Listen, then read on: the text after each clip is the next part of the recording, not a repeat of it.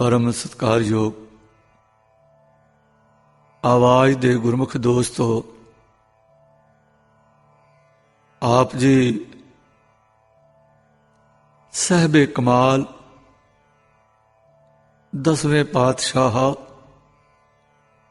श्री गुरु गोबिंद सिंह जी दे पावन जीवन दियां झलकियां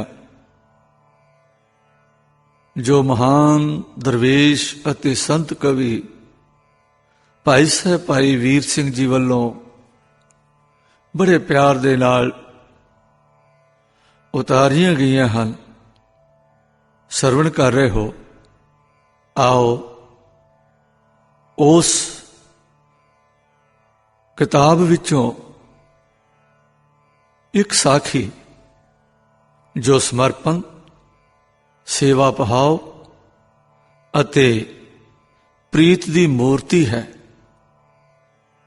मोहना अते सोहना,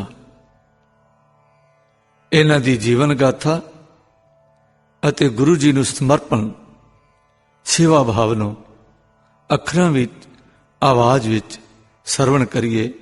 पहला गज के बुलाओ। वाहिगुरु जी का खालसा, वाहिगुरु जी की फतेह। आसमान ते बदलां दी पूरी पूरी चांदनी छतर वांग तन गई है। निक्कियां निक्कियां बूंदां पै रहीआं हैं। मध्यम मध्यम वेग दी हवा भी रुमक रुमक के चल रही है। उंज भी रुत सियाले दी है, पर इस बरखा ते हवा दे रंग ने सीत नूं बहुत चुभवा जिहा कर दिता है। पाले दे मारे लोकी घरां दे अंदर निघे होए बैठे हैं।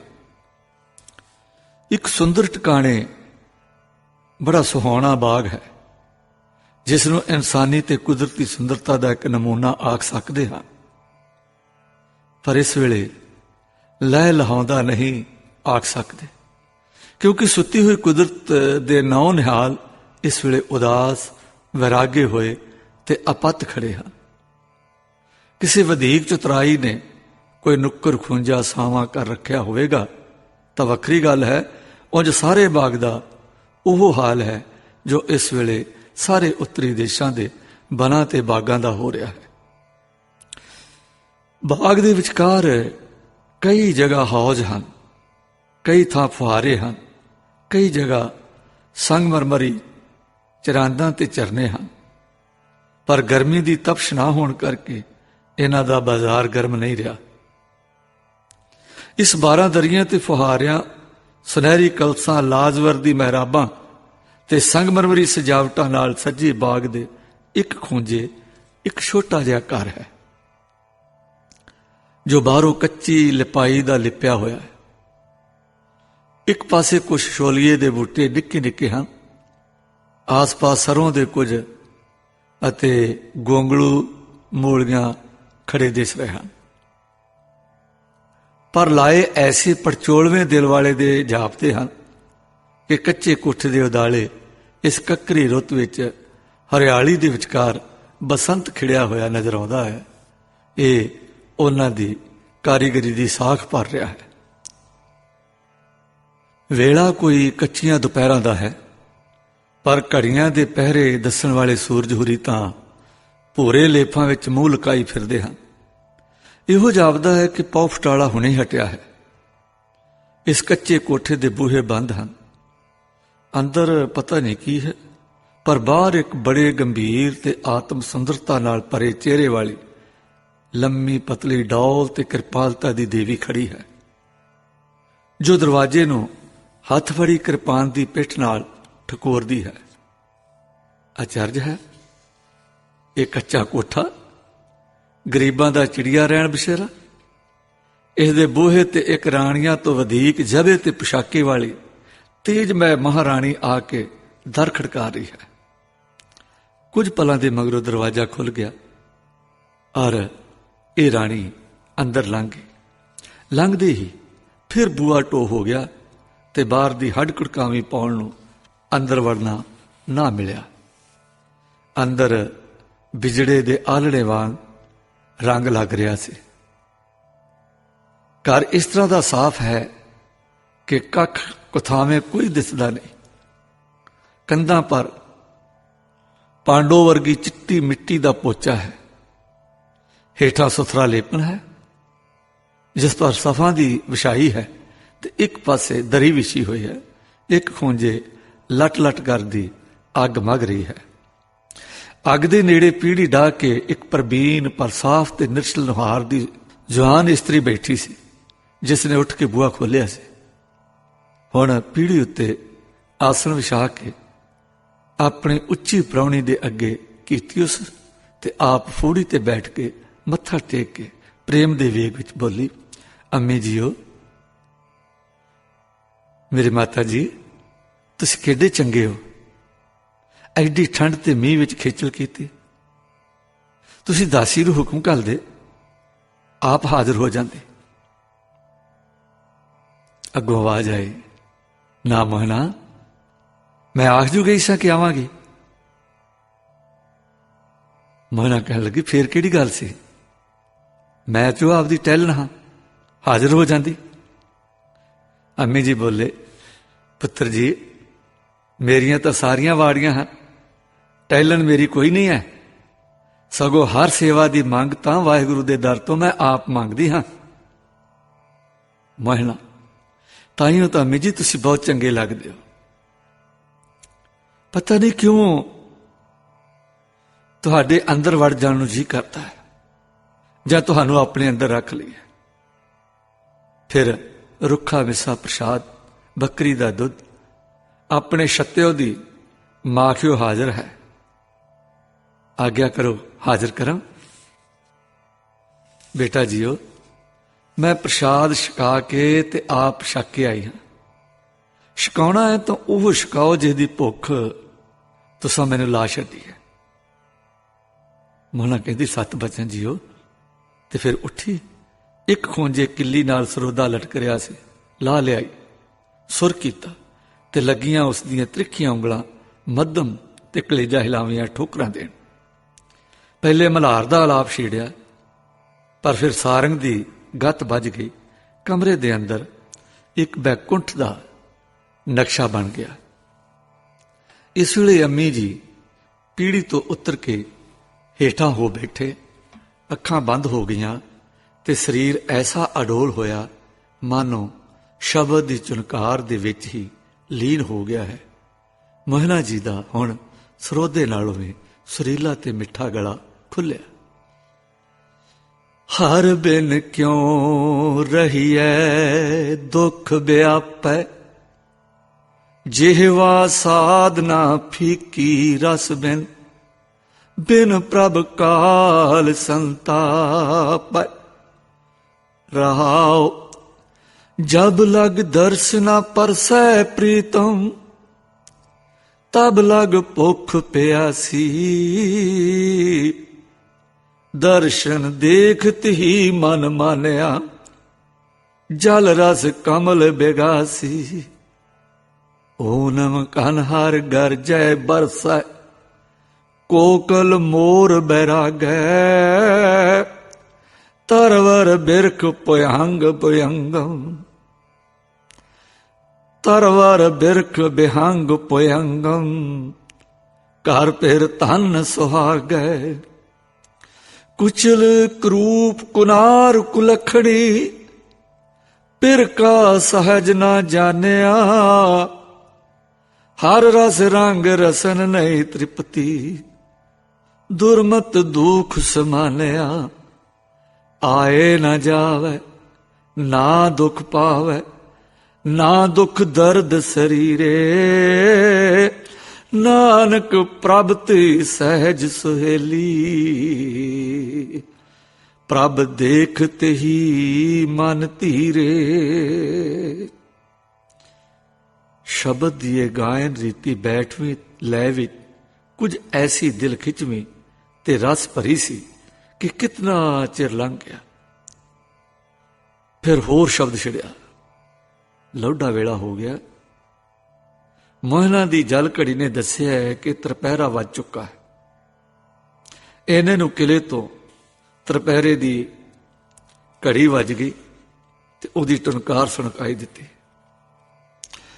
ਹਰ ਬਿਨ ਕਿਉ ਰਹੀਐ ਦੁਖ ਵਿਆਪੈ, ਜਿਹਵਾ ਸਾਧ ਨਾ ਫੀਕੀ ਰਸ ਬਿਨ, ਬਿਨ ਪ੍ਰਭ ਕਾਲ ਸੰਤਾਪੈ। ਰਹਾਉ ਜਬ ਲਗ ਦਰਸ ਨਾ ਪਰਸੈ ਪ੍ਰੀਤਮ, ਤਬ ਲਗ ਭੂਖ ਪਿਆਸੀ, ਦਰਸ਼ਨ ਦੇਖਤ ਹੀ ਮਨ ਮਾਨਿਆ, ਜਲ ਰਸ ਕਮਲ ਬਿਗਾਸੀ। ਊਨਮ ਕਨ ਹਰ ਗਰਜੈ ਬਰਸੈ, ਕੋਕਲ ਮੋਰ ਬੈਰਾਗੈ, ਤਰਵਰ ਬਿਰਖ ਬਿਹੰਗ ਪੁਯੰਗਮ, ਘਰ ਫਿਰ ਧਨ ਸੁਹਾਗੈ। ਕੁਚਲ ਕਰੂਪ ਕੁਨਾਰ ਕੁਲਖਣੀ, ਪਿਰ ਕਾ ਸਹਿਜ ਨਾ ਜਾਣਿਆ, ਹਰ ਰਸ ਰੰਗ ਰਸਨ ਨਹੀਂ ਤ੍ਰਿਪਤੀ, ਦੁਰਮਤ ਦੁਖ ਸਮਾਨਿਆ। ਆਏ ਨਾ ਜਾਵੇ ਨਾ ਦੁਖ ਪਾਵੇ, ਨਾ ਦੁਖ ਦਰਦ ਸਰੀਰੇ, ਨਾਨਕ ਪ੍ਰਭ ਤੇ ਸਹਿਜ ਸੁਹੇਲੀ, ਪ੍ਰਭ ਦੇਖਤ ਹੀ ਮਨ ਧੀਰੇ। ਸ਼ਬਦ ਦੀ ਇਹ ਗਾਇਨ ਰੀਤ ਬੈਠਵੇਂ ਲੈ ਵਿੱਚ ਕੁਝ ਐਸੀ ਦਿਲ ਖਿੱਚਵੀਂ ਤੇ ਰਸ ਭਰੀ ਸੀ ਕਿ ਕਿਤਨਾ ਚਿਰ ਲੰਘ ਗਿਆ। ਫਿਰ ਹੋਰ ਸ਼ਬਦ ਛਿੜਿਆ। ਲੌਢਾ ਵੇਲਾ ਹੋ ਗਿਆ। ਮੋਹਨਾ ਦੀ ਜਲ ਘੜੀ ਨੇ ਦੱਸਿਆ ਹੈ ਕਿ ਤਰਪਹਿਰਾ ਵੱਜਣ ਵਾਲਾ ਹੈ। ਇਹਨੇ ਨੂੰ ਕਿਲੇ ਤੋਂ ਤਰਪਹਿਰਾ ਵੱਜ ਕੇ 3 ਘੜੀਆਂ ਦੀ ਟੁਨਕਾਰ ਸੁਣਾਈ ਦਿੱਤੀ। ਕੀਰਤਨ ਸਮਾਪਤ ਹੋ ਚੁੱਕਾ ਸੀ। ਅੰਮੀ ਜੀ ਜਾਣਾ ਚਾਹੁੰਦੇ ਸਨ, ਪਰ ਮੋਹਨਾ ਤੇ ਉਸ ਦੀ ਪਿਆਰ ਭਰੀ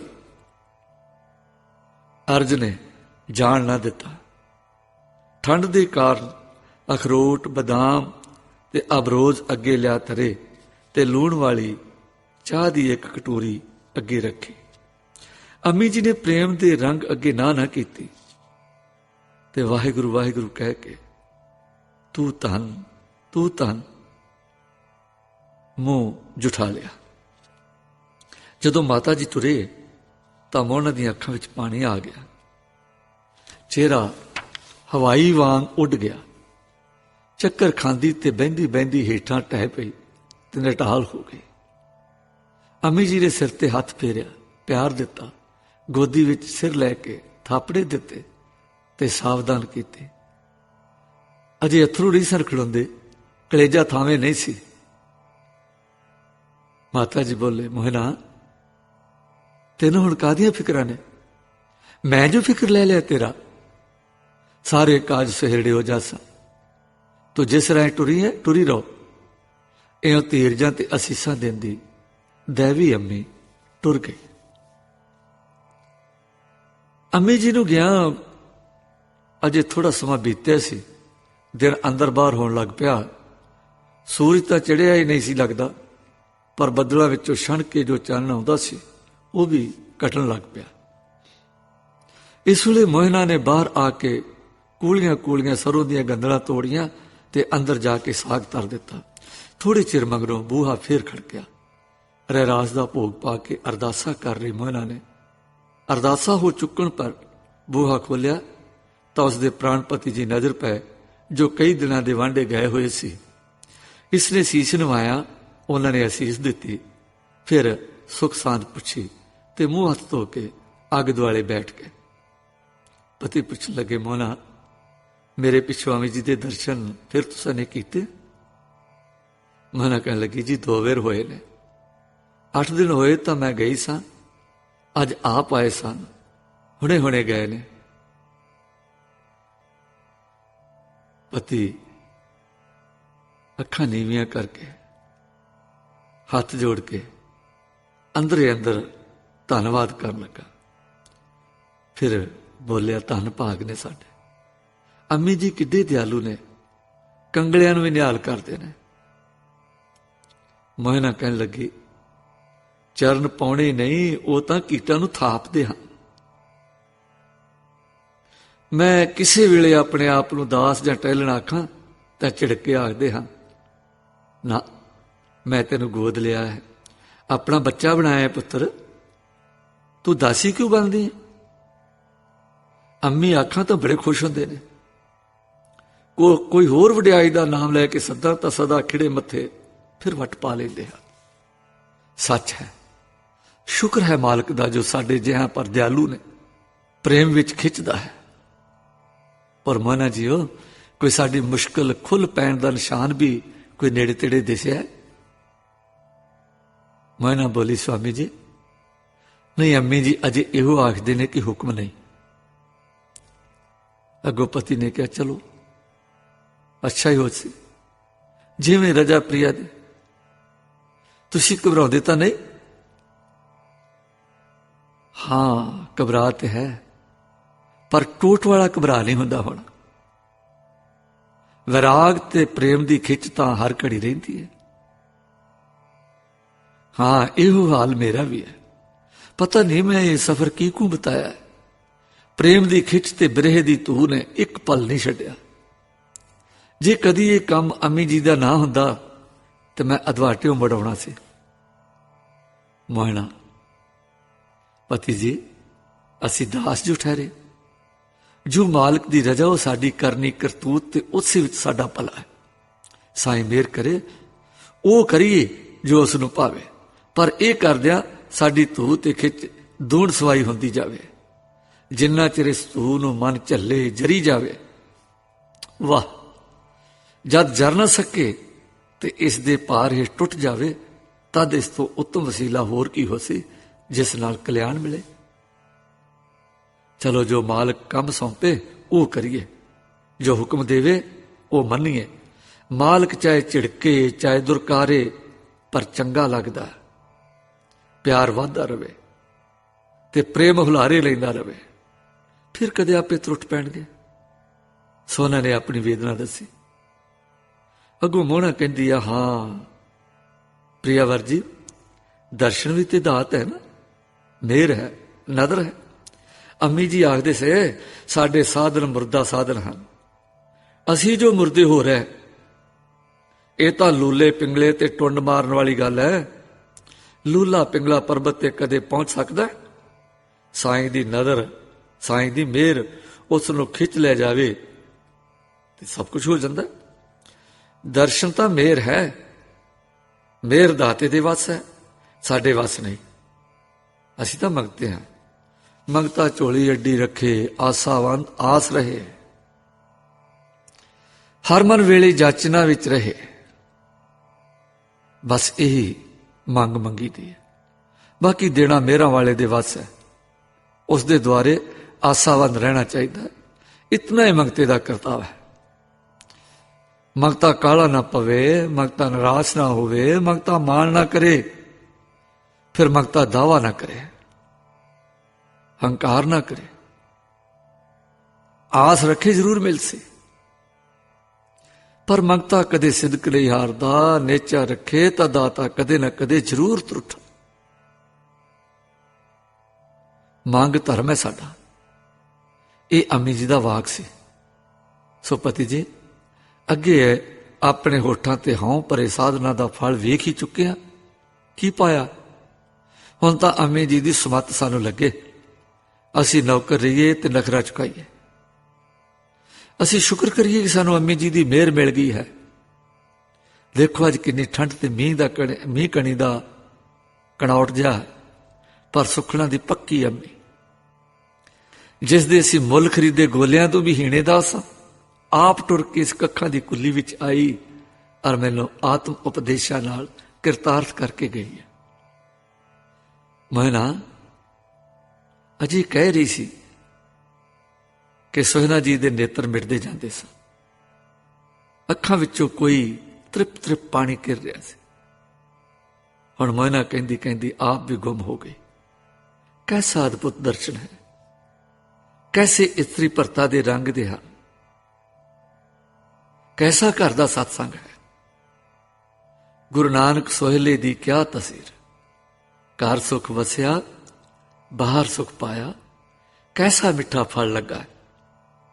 ਜਿਸ ਦਾ ਬੀਜ ਗੁਰੂ ਨਾਨਕ ਘੇਰਦਾ ਹੈ, ਜਿਸ ਦਾ ਪਤਾ ਸਤਿਗੁਰੂ ਇਉਂ ਦਿੰਦਾ ਹੈ, ਕਹੋ ਨਾਨਕ ਗੁਰ ਮੰਤਰ ਦ੍ਰਿੜਾਇਆ, ਇਹੀ ਸੱਚ ਹੈ। ਸੱਚ ਹੈ ਗੁਰੂ ਨਾਨਕ ਦਾ ਮੰਤਰ। ਕਾਇਆ ਪਲਟਦਾ ਹੈ, ਮਨ ਪਲਟਦਾ ਹੈ ਤੇ ਆਤਮ ਜੀਵਨ ਦਾਨ ਦੇ ਕਰਦਾ ਹੈ। ਅਸਲ ਰਸਾਇਣ ਗੁਰੂ ਨਾਨਕ ਦੇ ਗੁਰੜੀ ਮੰਤਰ ਹਨ, ਜੋ ਵਿਸ ਝਾੜਦਾ ਹੈ, ਪ੍ਰੇਮ ਅੰਮ੍ਰਿਤ ਪਾਉਂਦਾ ਹੈ। ਸਦਾ ਰਹੇ ਕੰਚਨ ਸੀ ਕਾਇਆ, ਕਾਲ ਨ ਕਬਹੂ ਵਿਆਪੈ ਦਾ, ਅਮਰ ਸੋਨਾ ਤਿਆਰ ਕਰਦਾ ਹੈ। ਦੰਪਤੀ ਕਿੰਨਾ ਚਿਰ ਕਿਸੇ ਅਡੋਲਤਾ ਬਿਰਤੀ ਦੀ ਰਸ ਭਰੀ ਇਕਾਗਰਤਾ ਵਿੱਚ ਬੈਠੇ ਰਹੇ। ਅੱਗ ਬਲ ਬਲ ਕੇ ਹਿੱਸ ਰਹੀ ਤੇ ਸਾਗ ਉਬਲ ਉਬਲ ਕੇ ਰਿੱਝ ਰਿਹਾ, ਦੀਵਾ ਜਗ ਜਗ ਕੇ ਬੁਝ ਰਿਹਾ। ਪਰ ਇਹਨਾਂ ਨੂੰ ਆਪਣੀ ਮੰਗ ਦੇ ਸ਼ੁਕਰਾਨੇ ਵਿੱਚ ਜੋ ਠੰਡਾ ਠੰਡਾ ਰਸ ਆਇਆ ਸੀ, ਉਹ ਆਪਣੇ ਵਿੱਚ ਇੰਨਾ ਗਰਕ ਕਰ ਗਿਆ ਕਿ ਪਤਾ ਹੀ ਨਹੀਂ ਰਿਹਾ ਕਿ ਸਥੂਲ ਸੰਸਾਰ ਕੀ ਕੀ ਰੰਗ ਵਟਾ ਚੁੱਕਾ ਹੈ। ਤਦੇ ਅੱਖ ਖੁੱਲੀ ਜਦ ਬੂਹੇ ਨੇ ਫਿਰ ਖਟਖਟ ਕੀਤੀ। ਹਿੱਤ ਅਲਸਾਈਆਂ ਪ੍ਰੇਮ ਨਾਲ ਜੁੜੀਆਂ ਅੱਖਾਂ ਖੁੱਲੀਆਂ। ਮੋਇਨਾ ਨੇ ਦਰਵਾਜ਼ਾ ਖੋਲਿਆ ਤਾਂ ਇੱਕ ਦਾਸ ਸੀ, ਜਿਸ ਨੇ ਬੜੇ ਪ੍ਰੇਮ ਨਾਲ ਕਿਹਾ, ਬੀਬੀ ਜੀ ਮੈਂ ਸੱਚੇ ਦੁਆਰੋਂ ਆਇਆ ਹਾਂ। ਅੰਮ੍ਰਿਤ ਵੇਲੇ ਤੁਸਾਂ ਨੂੰ ਧਿਆਨ ਵਿੱਚੋਂ ਉਠਾਇਆ ਹੈ, ਪਰ ਅੰਮੀ ਜੀ ਨੇ ਘੱਲਿਆ ਤੇ ਆਖਿਆ ਹੈ ਕਿ ਰਾਤ ਮਹਾਰਾਜ ਜੀ ਦੇ ਸਮਰਪਣ ਲਈ ਫੁੱਲ ਕਿਤੋਂ ਨਹੀਂ ਆਏ ਤੇ ਸਾਡੇ ਦਰਸ਼ਨ ਦਾ ਵਕਤ ਨੇੜੇ ਹੈ। ਹੋ ਸਕੇ ਤਾਂ ਇੱਕ ਸਿਹਰੇ ਜੋਗੇ ਫੁੱਲ ਦਿਓ, ਅਰ ਛੇਤੀ ਦਿਓ, ਜੋ ਸਾਡੇ ਨੇਮ ਵਿੱਚ ਭੰਗ ਨਾ ਪਵੇ। ਰਾਤ ਸੁਨੇਹਾ ਘੱਲਣਾ ਯਾਦ ਨਹੀਂ ਰਿਹਾ। ਲੇਖਿਆ ਤੇ ਪੜਚੋਲਾਂ ਵਾਲੀਆਂ ਸਮਝਾਂ ਉਸ ਖੁਸ਼ੀ ਨੂੰ ਕੀ ਸਮਝਣ ਜੋ ਇਸ ਸੁਖ ਸਨੇੜੇ ਨੇ ਦਿੱਤੀ ਹੈ। ਪ੍ਰੇਮ ਦੇ ਬੇਗਮ ਰਾਹ ਇਲਾਹੀ ਤੇ ਅਲੇਲ ਰਸਤੇ ਤੇ ਟਰਾਊ ਮੋਹਨਾ ਤੇ ਸੋਹਣਾ ਉੱਠੇ। ਆਪਣੀ ਸਾਂਭ ਸਾਂਭ ਕੇ ਖੋਰੀਆਂ ਪਰਾਲੀਆਂ ਨਾਲ ਕੱਜ ਕੱਜ ਰੱਖੀ ਫੁਲਵਾੜੀ ਵਿੱਚ ਜਾ ਵੜੇ।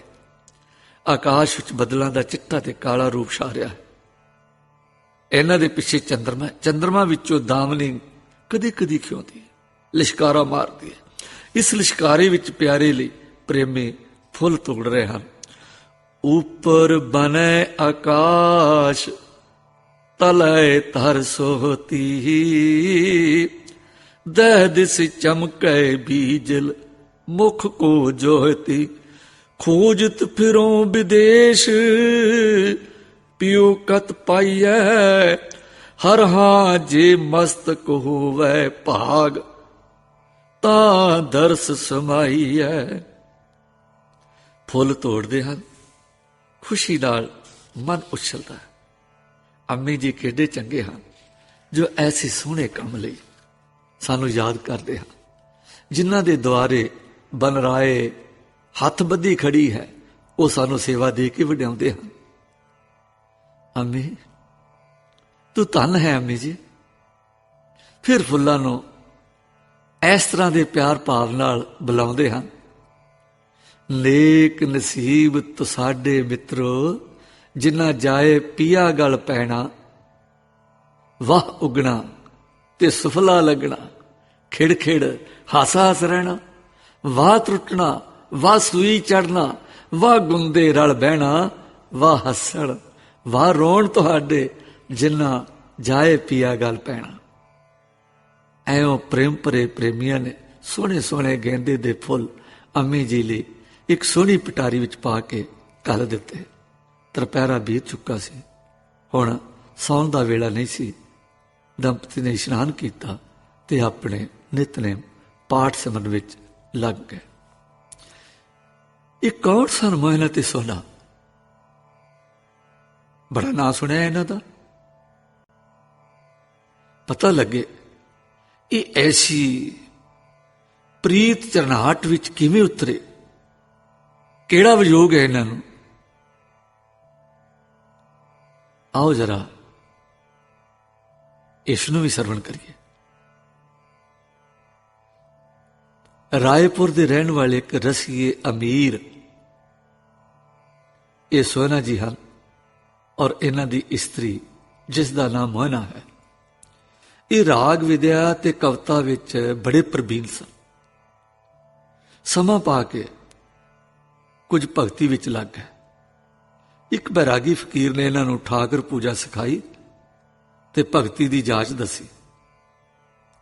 ਭਾਵੇਂ ਚੰਗੇ ਘਰੋਂ ਬਾਹਰੋਂ ਖੁੱਲੇ ਸਨ, ਪੈਸੇ ਦੀ ਕੋਈ ਤੂਟ ਨਹੀਂ ਸੀ, ਪਰ ਜਦ ਭਗਤੀ ਨੇ ਰੰਗ ਜਮਾਇਆ ਤਾਂ ਸਵੇਰੇ ਖੂਹ ਤੋਂ ਜਾ ਕੇ ਆਪ ਇਸ਼ਨਾਨ ਕਰਕੇ ਸੁੱਚਾ ਜਲ ਠਾਕਰਾਂ ਲਈ ਲਿਆਉਂਦੇ, ਇਸ਼ਨਾਨ ਕਰਕੇ ਆਪਣੇ ਲਾਏ ਫੁੱਲਾਂ ਦੀ ਮਾਲਾ ਪਰਾਉਣੀ, ਪੂਜਾ ਅਰਚਾ ਡੰਡੌਤ ਕਰਨੀ, ਸਾਰੀ ਰੀਤ ਦੇਵ ਪੂਜਾ ਦੀ ਨਿਭਾਉਣੀ।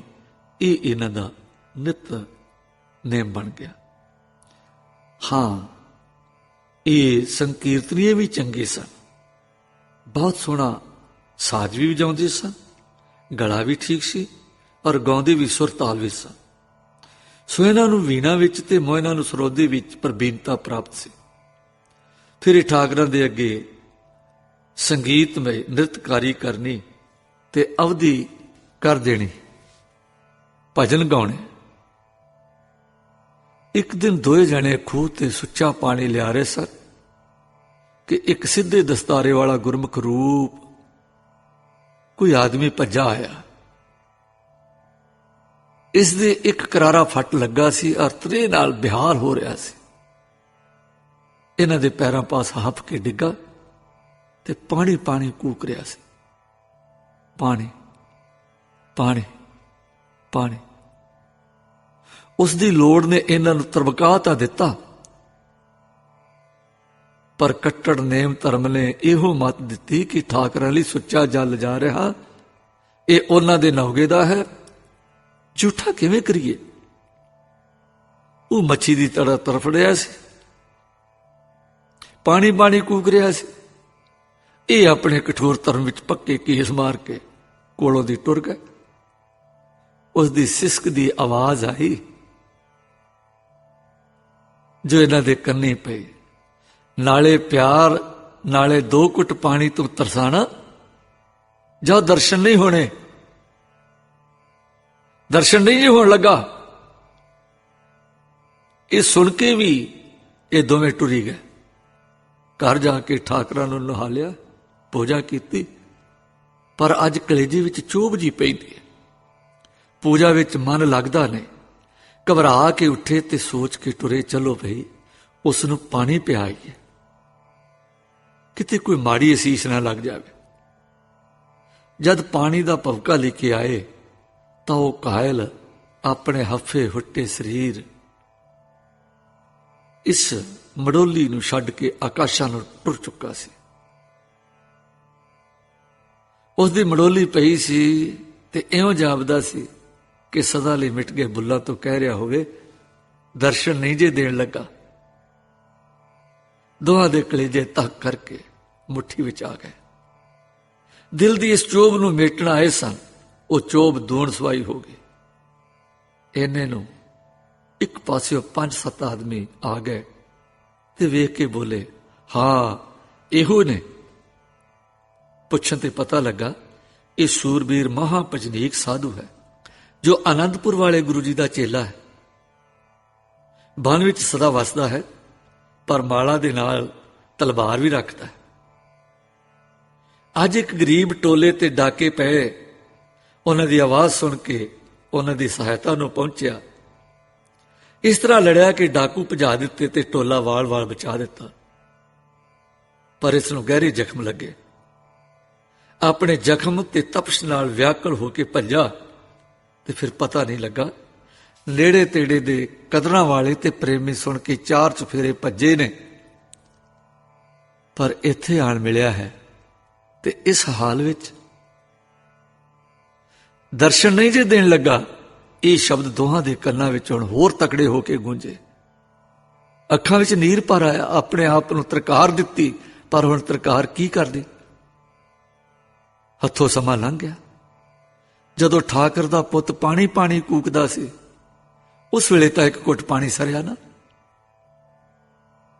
ਉਹ ਠਾਕਰਾਂ ਨੂੰ ਪ੍ਰਸੰਨ ਕਰਦਾ ਰਿਹਾ। ਇਧਰ ਪਾਣੀ ਪਾਣੀ ਦੀ ਤੜਪ ਲੱਗੀ ਸੀ। ਹੁਣ ਖੂਹ ਅਰਪਣ ਕੀਤਿਆਂ ਨਹੀਂ ਸਰਨਾ, ਕੀ ਕੀਤਾ ਜਾਏ। ਇੱਕ ਚੁਲੀ ਪਾਣੀ ਦੇ ਨਾਲ ਸ਼ਾਇਦ ਜ਼ਿੰਦਗੀ ਸਵਰ ਜਾਂਦੀ। नानक समयो रम गयो अब क्यों रोवत अंध। समा बीतन तो बाद पछतावा भी कोई काम नहीं सारदा। रायपुर दी राणी नूं खबर लगी कि मेरे नेड़े ही जिस दे दर्शनां नूं मैं तरस रही हां उन्हां दा लाडला बालका परोपकार विच जान ते खेड गया, तां बड़ी उकलाई। जदों पता लगा कि जिस टोले दी रखिया विच जान दित्ती सू ਉਹ ਨਾਮ ਦੇ ਰਸੀਏ ਗੁਰੂ ਦਰਸ਼ਨ ਨੂੰ ਆ ਰਹੇ ਸਨ, ਤਦ ਹੋਰ ਵੀ ਰੋਈ। ਹਾਏ ਅਭਾਗੀਏ, ਇਹ ਮੇਰੇ ਕਰਮਾਂ ਵਿੱਚ ਸੀ ਕਿ ਮੇਰੇ ਸ਼ਹਿਰ ਦੇ ਲਾਗੇ ਆ ਕੇ ਪਰਉਪਕਾਰ ਵਿੱਚ ਸ਼ਹੀਦ ਹੋਇਆ। ਹੇ ਉਮੈਦਾਂ ਦੇ ਮਾਲਕਾ, ਹੀ ਜਗਤਾਰ ਸਤਿਗੁਰਾ, ਮੇਰੇ ਰਾਜ ਵਿੱਚ ਤੇਰੇ ਪਿਆਰੇ ਲਈ ਸੀਸ ਦੇਣਾ ਹਿੱਸੇ ਆਇਆ। ਉਸ ਦੀ ਸੇਵਾ ਸਾਥੋਂ ਕੁਝ ਨਾ ਸਰੀ। ਇੱਕ ਬੂੰਦ ਤੇਲ ਫੱਟਾਂ ਤੇ ਨਾ ਡਿੱਗਾ, ਇੱਕ ਗਿੱਠ ਲੀਰ ਉਸ ਦੇ ਪਵਿੱਤਰ ਜ਼ਖਮ ਨੂੰ ਨਸੀਬ ਨਾ ਹੋਈ। ਇਹ ਹਾਵੇ ਕਰ ਰਹੀ ਸੀ ਕਿ ਉਸ ਦੀ ਸਤਸੰਗਣ ਮਾਈ ਆ ਗਈ। ਗੁਰਸਿੱਖੀ ਦੀ ਸੱਚੀ ਜਾਣੋ ਮਾਈ ਆਖਣ ਲੱਗੀ, ਰਾਣੀਏ, ਇਹ ਜਿਉਂਦੀ ਰੂਹ ਹੈ ਜਿਸ ਨੂੰ ਸਾਡੇ ਬੋਲੇ ਵਿੱਚ ਜੀ ਦਾਨ ਪ੍ਰਾਪਤ ਕਹਿੰਦੇ ਹਨ। ਜਦੋਂ ਕਿਸੇ ਜਿਉਂਦੇ ਬੰਦੇ ਨੂੰ, ਜਿਸ ਨੂੰ ਅਸੀਂ ਹਰਜਨ ਵੀ ਆਖਦੇ ਹਾਂ, ਦੁੱਖ ਮਿਲੇ ਤਾਂ ਸਾਈ ਤੱਕ ਪੀੜ ਅੱਪੜਦੀ ਆ। ਪਰ ਤੂੰ ਹੁਣ ਦੁੱਖ ਨਾ ਕਰ, ਤੇਰਾ ਕਾਹਦਾ ਦੋਸ਼? ਤੈਨੂੰ ਕੇਵਲ ਮਡੋਲੀ ਦੀ ਸੇਵਾ ਮਿਲੀ ਹੈ, ਸੋ ਤੂੰ ਧੰਨ ਭਾਗ ਜਾਣ ਤੇ ਕਰ ਸੇਵਾ। ਇਸ ਦੇ ਸਰੀਰ ਨੂੰ ਸਤਿਕਾਰਯੋਗ ਦਾਹ ਦੇ, ਜੋ ਇਹ ਮੰਦਰ ਜਿਸ ਵਿੱਚ ਨਾਮੀ ਵਸ ਰਿਹਾ ਸੀ ਰੁਲੇ ਨਾ। ਇਹ ਸੁਣ ਕੇ ਰਾਣੀ ਨੇ ਬੜੇ ਸਤਿਕਾਰ ਨਾਲ ਉਸ ਸ਼ਹੀਦ ਦਾ ਦਾਹ ਕੀਤਾ ਔਰ ਇੱਕ ਛੋਟਾ ਜਿਹਾ ਮੱਠ ਉਸ ਟਿਕਾਣੇ ਬਣਾਇਆ। ਸੋਹਣਾ ਤੇ ਮੋਹਣਾ ਦੀ ਹੁਣ ਅਚਰਜ ਦਸ਼ਾ ਪਲਟੀ। ਠਾਕਰ ਪੂਜਾ ਕਰਦੇ ਹਨ ਪਰ ਕਲੇਜੇ ਵਿੱਚ ਅਸ਼ਾਂਤੀ ਤੇ ਅਸੁਖ ਚੁਭਦਾ ਰਹਿੰਦਾ। ਜਦ ਹੱਥ ਜੋੜ ਕੇ ਬੈਠਦੇ ਹਨ, ਉਹ ਸ਼ਬਦ ਕੰਨਾਂ ਵਿੱਚ ਗੂੰਜਦੇ ਹਨ, ਦਰਸ਼ਨ ਨਹੀਂ ਜੇ ਦੇਣ ਲੱਗਾ। ਝੰਜਲਾ ਕੇ ਪਕਲਾਏ ਅੱਖਾਂ ਖੋਲ ਦਿੰਦੇ ਹਨ। ਜਦ ਕਿਸੇ ਸੰਗੀਤ ਦੀ ਉੱਚੀ ਰਸ ਵਿੱਚ ਆਉਂਦੇ ਹਾਂ ਤਾਂ ਚੇਤਾ ਇਹਨਾਂ ਸ਼ਬਦਾਂ ਦਾ ਕੰਨਾਂ ਵਿੱਚ ਲੈ ਆਉਂਦਾ ਹੈ। ਗੱਲ ਕਾਦੀ, ਉਹਨਾਂ ਦੇ ਹਰ ਰੰਗ ਤੇ ਹਰ ਖੇੜ ਵਿੱਚ ਇਸ ਇੱਕ ਵਾਕ ਦੀ ਗੁੰਜਾਰ ਖਹਿੜਾ ਨਹੀਂ ਛੱਡਦੀ। ਵਿਦਿਆ ਔਰ ਸਮਝ ਦੇ ਸਾਧਨ, ਤਪ ਤੇ ਹੱਠ, ਦਾਨ ਤੇ ਤਰੱਦਦ, ਜਿਤਨੇ ਵੀ ਸਾਧਨ ਹੋ ਸਕਦੇ ਸੀ ਕੀਤੇ, ਪਰ ਇਸ ਮਹੀਨ ਆਵਾਜ਼ ਦੇ ਚੇਤੇ ਨੇ ਚਿੱਤ ਵਿੱਚੋਂ ਆਪਣਾ ਨਕਸ਼ ਨਾ ਮਿਟਣ ਦਿੱਤਾ। ਛੇਤੀ ਉਹ ਭਾਗੇ ਭਰਿਆ ਦਿਨ ਆ ਗਿਆ ਕਿ ਸ੍ਰੀ ਦਿਆਲ ਸਤਿਗੁਰੂ ਜੀ ਨੇ ਰਾਏਪੁਰ ਚਰਨ ਪਾਏ। ਰਾਣੀ ਤੇ ਰਾਣੀ ਦੇ ਅਹਿਲਕਾਰ ਤੇ ਪਰਿਵਾਰ ਪਰਜਾ ਵਿੱਚੋਂ ਅਨੇਕਾਂ ਤਰੇ ਸੋਹਣਾ ਤੇ ਮੋਹਨਾ ਨੇ ਵੀ ਸੁਣਿਆ ਕਿ ਉਸ ਮਹਾਂਪੁਰਸ਼ ਦੇ ਗੁਰੂ ਜੀ ਆਏ ਹਨ, ਜਿਨ੍ਹਾਂ ਨੇ ਆਪਣਾ ਆਪ ਕਿਸੇ ਪਰਉਪਕਾਰ ਵਿੱਚ ਹੋਮ ਦਿੱਤਾ ਸੀ ਔਰ ਜਿਨ੍ਹਾਂ ਨੂੰ ਅਸਾਂ ਇੱਕ ਘੁੱਟ ਪਾਣੀ ਦਾ ਨਹੀਂ ਦੇ ਸਕੇ। ਇਹ ਸੋਹਾਂ ਕੰਨੀ ਪੈ ਚੁੱਕੀਆਂ ਸਨ ਕਿ ਉਹ ਸੂਰਾ ਤੇ ਪੂਰਾ ਗੁਰੂ ਹੈ। ਇਸ ਸਿੱਖ ਦੀ ਕਰਨੀ ਤੇ ਜੀਵਨ ਸਮਾਚਾਰ ਨੇ ਵੀ ਨਿਸ਼ਚਾ ਕਰਾ ਦਿੱਤਾ ਸੀ ਔਰ ਦਰਸ਼ਨਾਂ ਦੀ ਤਾਂਘ ਪੈਦਾ ਕਰ ਦਿੱਤੀ ਸੀ। ਜਦ ਗੁਰੂ ਜੀ ਰਾਏਪੁਰ ਆਏ ਔਰ ਰਾਣੀ ਸਮੇਤ ਅਣਗਿਣਤਾਂ ਨੂੰ ਜੀ ਦਾਨ ਮਿਲਿਆ, ਤਦ ਇਹਨਾਂ ਦੀ ਦਰਸ਼ਨ ਦੀ ਲੋੜ ਵੀ ਕਰਾਰੀ ਭੁੱਖ ਵਿੱਚ ਬਦਲ ਗਈ। ਪਰ ਜਿੰਨੀ ਵੇਰ ਇਹ ਦਰਸ਼ਨ ਲਈ ਗਏ, ਓਨੀ ਵੇਰ ਹੀ ਦਰਸ਼ਨ ਹੋਣੇ ਵਾਪਸ ਮੁੜ ਆਏ। ਛੇਕੜ ਜਦ ਸਤਿਗੁਰੂ ਜੀ ਟੁਰੇ ਤਾਂ ਉਸੇ ਸੜਕ ਤੇ ਅੱਧਾ ਕੁ ਮੀਲ ਅਗੇਰੇ ਜਾ ਖਲੋਤੇ। ਸੰਗਤਾਂ ਤਾਂ ਉਧਰ ਦੀ ਲੰਘੀਆਂ, ਪਰ ਕਲਗੀਆਂ ਵਾਲੇ ਦੇ ਚੋਜ ਰਸਤਾ ਹੀ ਛੱਡ ਗਏ ਔਰ ਖੇਤਾਂ ਥਾਣੇ ਘੋੜਾ ਅੱਗੇ ਪਾ ਕੇ ਉੱਪਰ ਦੀ ਲੰਘ ਗਏ। ਤਦੋਂ ਨਿਰਾਸਤਾ ਨੇ ਇਹਨਾਂ ਨੂੰ ਨਿਸ਼ਚਾ ਕਰਾ ਦਿੱਤਾ ਕਿ ਦਰਸ਼ਨ ਨਹੀਂ ਜੇ ਦੇਣ ਲੱਗਾ। ਇਹ ਅਟਲ ਵਾਕ ਹਨ। ਉਦਾਸੀ ਤੇ ਨਿਰਾਸਤਾ ਹੁਣ ਜ਼ੋਰ ਦੇ ਕੇ ਵਧੀ ਔਰ ਸਤਿਗੁਰਾਂ ਜੀ ਦੇ ਚੰਦ ਮੁਖ ਦਰਸ਼ਨਾਂ ਦੀ ਸਿੱਖ ਅੱਤ ਵਧਣ ਲੱਗੀ। ਜੀ ਆਖੇ ਕਿ ਸਿੱਖ ਦਾ ਪਾਣੀ ਮੰਗਣਾ ਤੇ ਸਾਡਾ ਨਾਂ ਦੇਣਾ, ਇਹ ਉਸ ਨੂੰ ਮਲੂਮ ਸੀ। ਇੱਕ ਸਾਨੂੰ ਚੌਥੇ ਕੰਨੀ ਕੰਸੋ ਨਹੀਂ ਪਈ। ਸਤਿਗੁਰਾਂ ਨੇ ਸਾਨੂੰ ਦਰਸ਼ਨ ਦੇਣੋਂ ਕਿਉਂ ਵਿਰਮਿਆ ਰੱਖਿਆ? ਸਾਡੇ ਇਲਾਕੇ ਦੇ ਹਰ ਇੱਕ ਬੰਦੇ ਨੂੰ ਖੁੱਲੇ ਦਰਸ਼ਨ ਮਿਲੇ ਤੇ ਸਾਨੂੰ ਜੋ ਭਗਤ ਹਾਂ, ਰਾਗ ਤੇ ਕਾਵ ਦੇ ਰਸੀਏ ਹਾਂ, ਕਦਰਦਾਨ ਸਤਿਗੁਰ ਨੇ ਕਿਉਂ ਦਰਸ਼ਨ ਨਾ ਦਿੱਤੇ? ਕੇਵਲ ਇੱਕੋ ਕਾਰਨ ਹੈ ਕਿ ਉਸ ਮਰਨਹਾਰ ਦੇ ਵਾਕ ਅਟਲ ਵਾਕ ਸਨ ਔਰ ਆਪਣੇ ਅਸਰ ਵਿੱਚ ਅਮੋਘ ਸਨ, ਜਿਸ ਦੀ ਆਣ ਠਾਕਰ ਨੇ ਨਹੀਂ ਮੋੜੀ।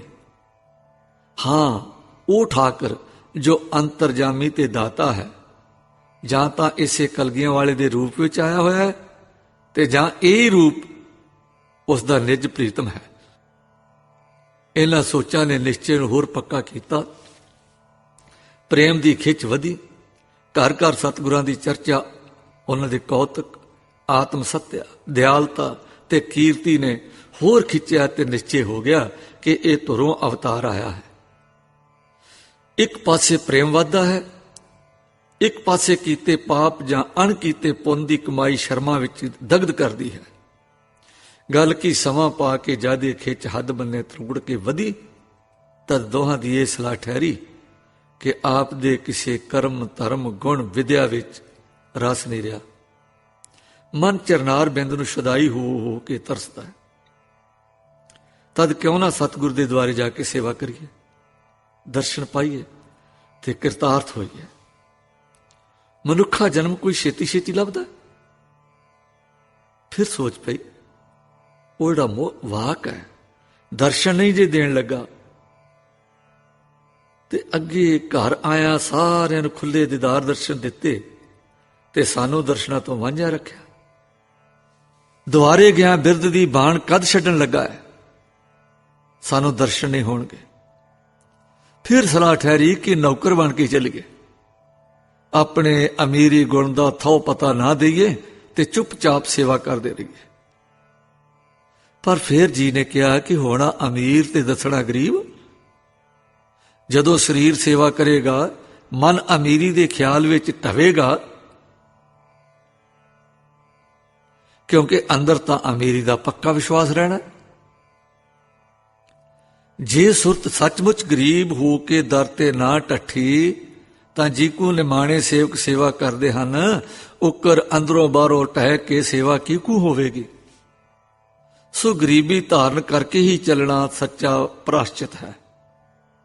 ਇਸ ਤਰ੍ਹਾਂ ਸੋਚ ਸਾਚ ਕੇ ਸੱਚੀਆਂ ਲੋਚਾਂ ਵਾਲਿਆਂ ਨੇ ਮਾਲ ਮਿਲਖ ਵੇਚ ਕੇ ਦਾਨ ਕੀਤਾ, ਪੁਨਰਥੀ ਖੂਹ ਵੀ ਲਵਾ ਦਿੱਤੇ, ਜੋ ਇੱਕ ਘੁੱਟ ਪਾਣੀ ਨਾ ਦੇਣ ਬਦਲੇ ਹਜ਼ਾਰਾਂ ਨੂੰ ਸਦਾ ਤੀਕ ਪਾਣੀ ਮਿਲਦਾ ਰਹੇ। ਇਉਂ ਧਰਮਸ਼ਾਲਾ ਲਈ ਔਰ ਹੋਰ ਗਰੀਬਾਂ ਨੂੰ ਦਾਨ ਕਰਕੇ ਅਖੀਰ ਤਨ ਤੇ ਗਰੀਬੀ ਦਾਵੇ ਦੇ ਕੱਪੜਿਆਂ ਨਾਲ ਠਾਕਰ ਦੇ ਦਰਸ਼ਨਾਂ ਨੂੰ ਟੁਰ ਪਏ ਨੇ। ਮੋਹਨਾ ਤੇ ਸੋਨਾ ਵਿਦਵਾਨ ਤੇ ਗੁਣੀ ਸਨ। ਸਾਹਿਬ ਗੁਰੂ ਗੋਬਿੰਦ ਸਿੰਘ ਜੀ ਦੇ ਦਰਬਾਰ ਗੁਣੀਆਂ ਦੀ ਬੜੀ ਕਦਰ ਸੀ। ਗੁਣੀ ਬਣ ਕੇ ਗੁਣ ਦੇ ਗਾਹਕ ਕੋਲ ਜਾਈਏ ਤਾਂ ਕਦਰਾਂ ਨਾਲ ਮਿਲ ਪੈਣ, ਪਰ ਕਦਰ ਕਰਾਉਣ ਲਈ ਜਾਂ ਅਮੀਰੀ ਨੂੰ ਸੱਟ ਕੇ ਗਰੀਬੀ ਨਹੀਂ ਲਈ। ਅੰਦਰ ਤਾਂ ਪ੍ਰੇਮ ਦੀ ਚਿਣਗ ਚੋ ਨਹੀਂ ਕਰਨ ਦਿੰਦੀ। ਪ੍ਰੇਮ ਆਖਦਾ ਹੈ ਪਿਆਰ ਕਰਨਾ ਹੀ ਪਿਆਰ ਹੈ, ਤੇ ਪਿਆਰ ਕਰਾਉਣ ਦੀ ਹਉਮੈ ਵਿੱਚ ਨਹੀਂ ਫਸਣਾ ਚਾਹੀਦਾ। ਸੱਚਮੁੱਚ ਨਿਮਰਤਾ ਭਾਵ ਵਿੱਚ ਸੇਵਿਆਂ ਪਿਆਰ ਹੋਣਾ ਹੈ। ਸੋ ਸੇਵਾ ਹੀ ਹੋਵੇ ਤਾਂ ਠੀਕ ਹੈ। ਹੁਣ ਜੀ ਵਿੱਚ ਇਹ ਠਾਣੇ ਕਿ ਜੇ ਸਤਿਗੁਰ ਦੇ ਬਾਗ ਵਿੱਚ ਬੇਲਦਾਰ ਜਾਂ ਕਿਸੇ ਛੋਟੇ ਮੋਟੇ ਮਾਲੀ ਜਾਂ ਕਾਮੇ ਮਜ਼ਦੂਰ ਦੀ ਜਗ੍ਹਾ ਮਿਲ ਜਾਵੇ ਤਾਂ ਕਰ ਲਈਏ। ਇਹ ਇੱਕ ਹੁਨਰ ਸੀ ਜਿਸ ਵਿੱਚ ਦੋਵਾਂ ਨੂੰ ਚੰਗੀ ਸਿਆਣ ਸਮਝ ਤੇ ਪਹੁੰਚ ਸੀ। ਪ੍ਰਸ਼ਾਦੇ ਕਿਸੋਂ ਛਕਣੇ ਆ? ਤਲਬ ਮੰਗਣੀ ਨਹੀਂ ਤੇ ਪ੍ਰੀਤਮ ਉੱਤੇ ਆਪਣੀ ਲੋੜ ਦਾ ਕੋਈ ਬੋਝ ਪਾਉਣਾ ਨਹੀਂ। ਸੋ ਇਹ ਵਿਉਂਤ ਸੋਚੀ ਕਿ ਵਿਹਲੇ ਸਮੇਂ ਪਟਾਰੀਆਂ ਤੇ ਟੋਕਰੀਆਂ ਬਣਾਇਆ ਕਰਾਂਗੇ ਔਰ ਇਹਨਾਂ ਦੀ ਵਿਕਰੀ ਉੱਪਰ ਉਪਜੀਵਕਾ ਟੋਰਿਆ ਕਰਾਂਗੇ ਤੇ ਬਾਕੀ ਵਕਤ ਸੇਵਾ ਕਰਿਆ ਕਰਾਂਗੇ। ਇਸ ਆਸ ਤੇ ਪਹੁੰਚੇ ਤੇ ਆਨੰਦਪੁਰ ਦੇ ਗੁਰੂ ਕੀ ਬਾਗ ਦੇ ਵੱਡੇ ਮਾਲੀ ਪਾਸ ਜਾ ਅਰਜ਼ੋਈ ਕੀਤੀ। 5-7 ਦਿਨ ਕੰਮ ਕਰਾ ਕੇ ਮਾਲੀ ਨੇ ਡਿੱਠਾ ਕਿ ਸਿਆਣੇ ਹਨ, ਉਹਨਾਂ ਨੂੰ ਨੌਕਰ ਰੱਖ ਲਿਆ। ਬਾਗ ਦੀ ਪਿਛਲੀ ਨੁਕਰੀ ਇੱਕ ਕੋਠਾ ਵਸੇਬੇ ਲਈ ਦੇ ਦਿੱਤਾ ਔਰ ਕੰਮ ਵੰਡਵਾ ਸਪੁਰਦ ਕਰ ਦਿੱਤਾ। ਪ੍ਰੇਮੀਆਂ ਦੀ ਸੇਵਾ ਨੇ ਬਾਗ ਵਿੱਚ ਕੁਝ ਸੁੰਦਰਤਾ, ਸਵੰਤਾ ਤੇ ਸਵਾਦ ਜਿਹਾ ਪੈਦਾ ਕਰ ਦਿੱਤਾ। ਕਰਨਾ ਹੀ ਸੀ। ਇੱਕ ਦਿਨ ਸ੍ਰੀ ਦਸ਼ਮੇਸ਼ ਜੀ ਬਾਗ ਵਿੱਚ ਫਿਰਦੇ ਫਿਰਦੇ ਇੱਕ ਸੁੰਦਰ ਕਿਆਰੇ ਨੂੰ ਦੇਖ ਕੇ ਖੁਸ਼ ਹੋਏ।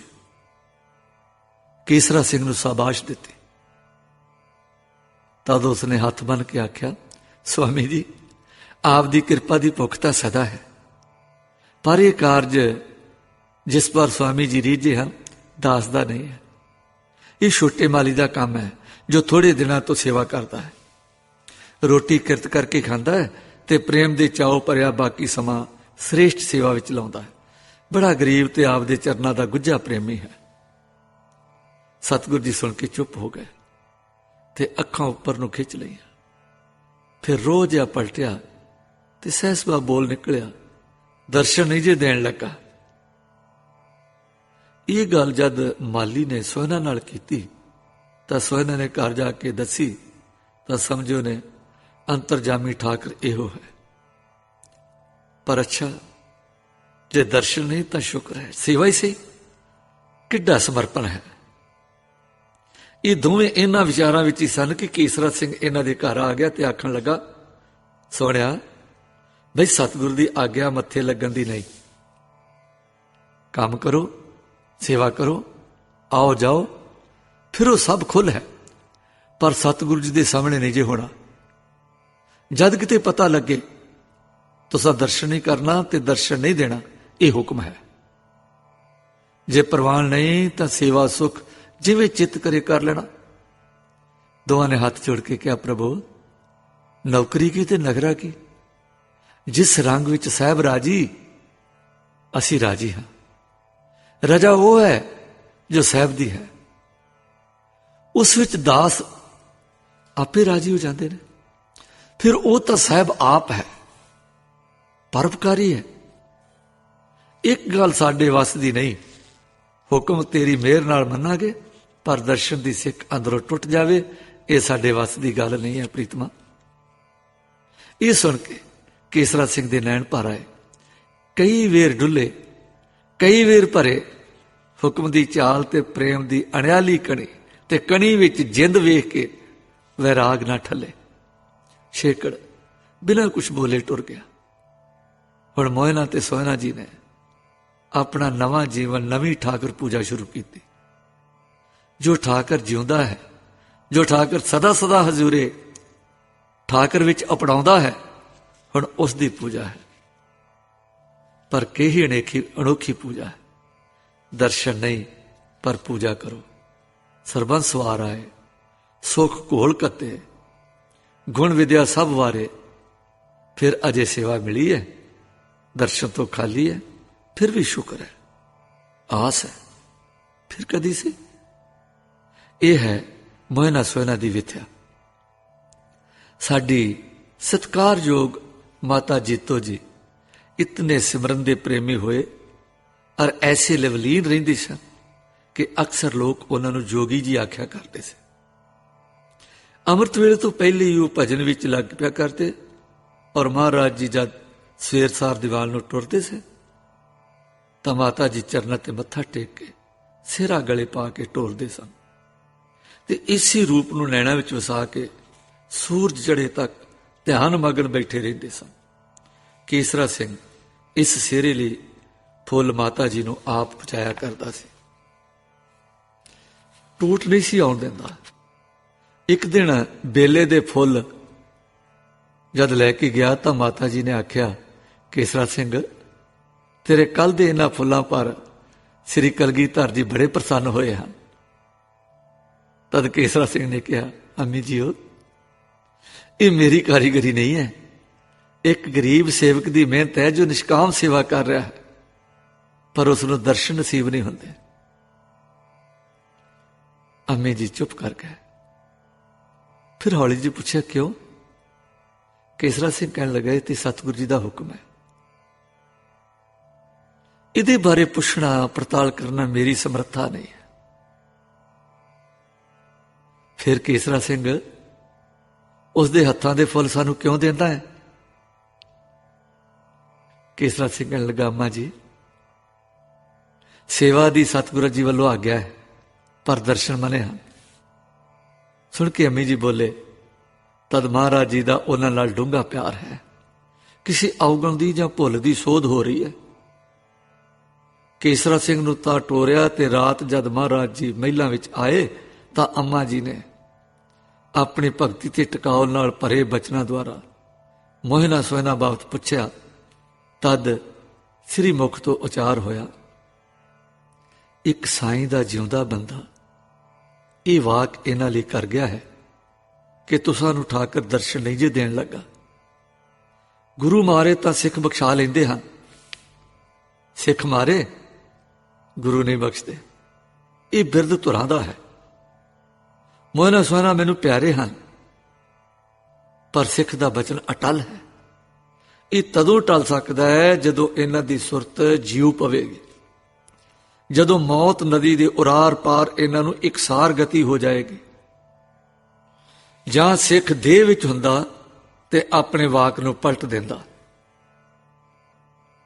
ਹੇ ਸਤਿਗੁਰੂ ਜੀ, ਜੇ ਮੈਂ ਸੋਹਣਾ ਜੀ ਨੂੰ ਮਿਲਾਂ ਤੇ ਉਹਨਾਂ ਦੀ ਸੁਰਤ ਨੂੰ ਜੀਵਨ ਰੌਂ ਨਾਲ ਭਰਨ ਵਿੱਚ ਯਤਨ ਕਰਾਂ ਤਾਂ ਸ੍ਰੀ ਜੀਓ ਨੂੰ ਕੋਈ ਇਤਰਾਜ਼ ਤੇ ਨਹੀਂ? ਆਪ ਜੀ ਦੀ ਆਗਿਆ ਹੋਵੇ ਤਾਂ। ਸਤਿਗੁਰੂ ਜੀ ਗੰਭੀਰ ਔਰ ਥੋੜੀ ਜਿਹੀ ਮੁਸਕਰਾਹਟ ਵਿੱਚ,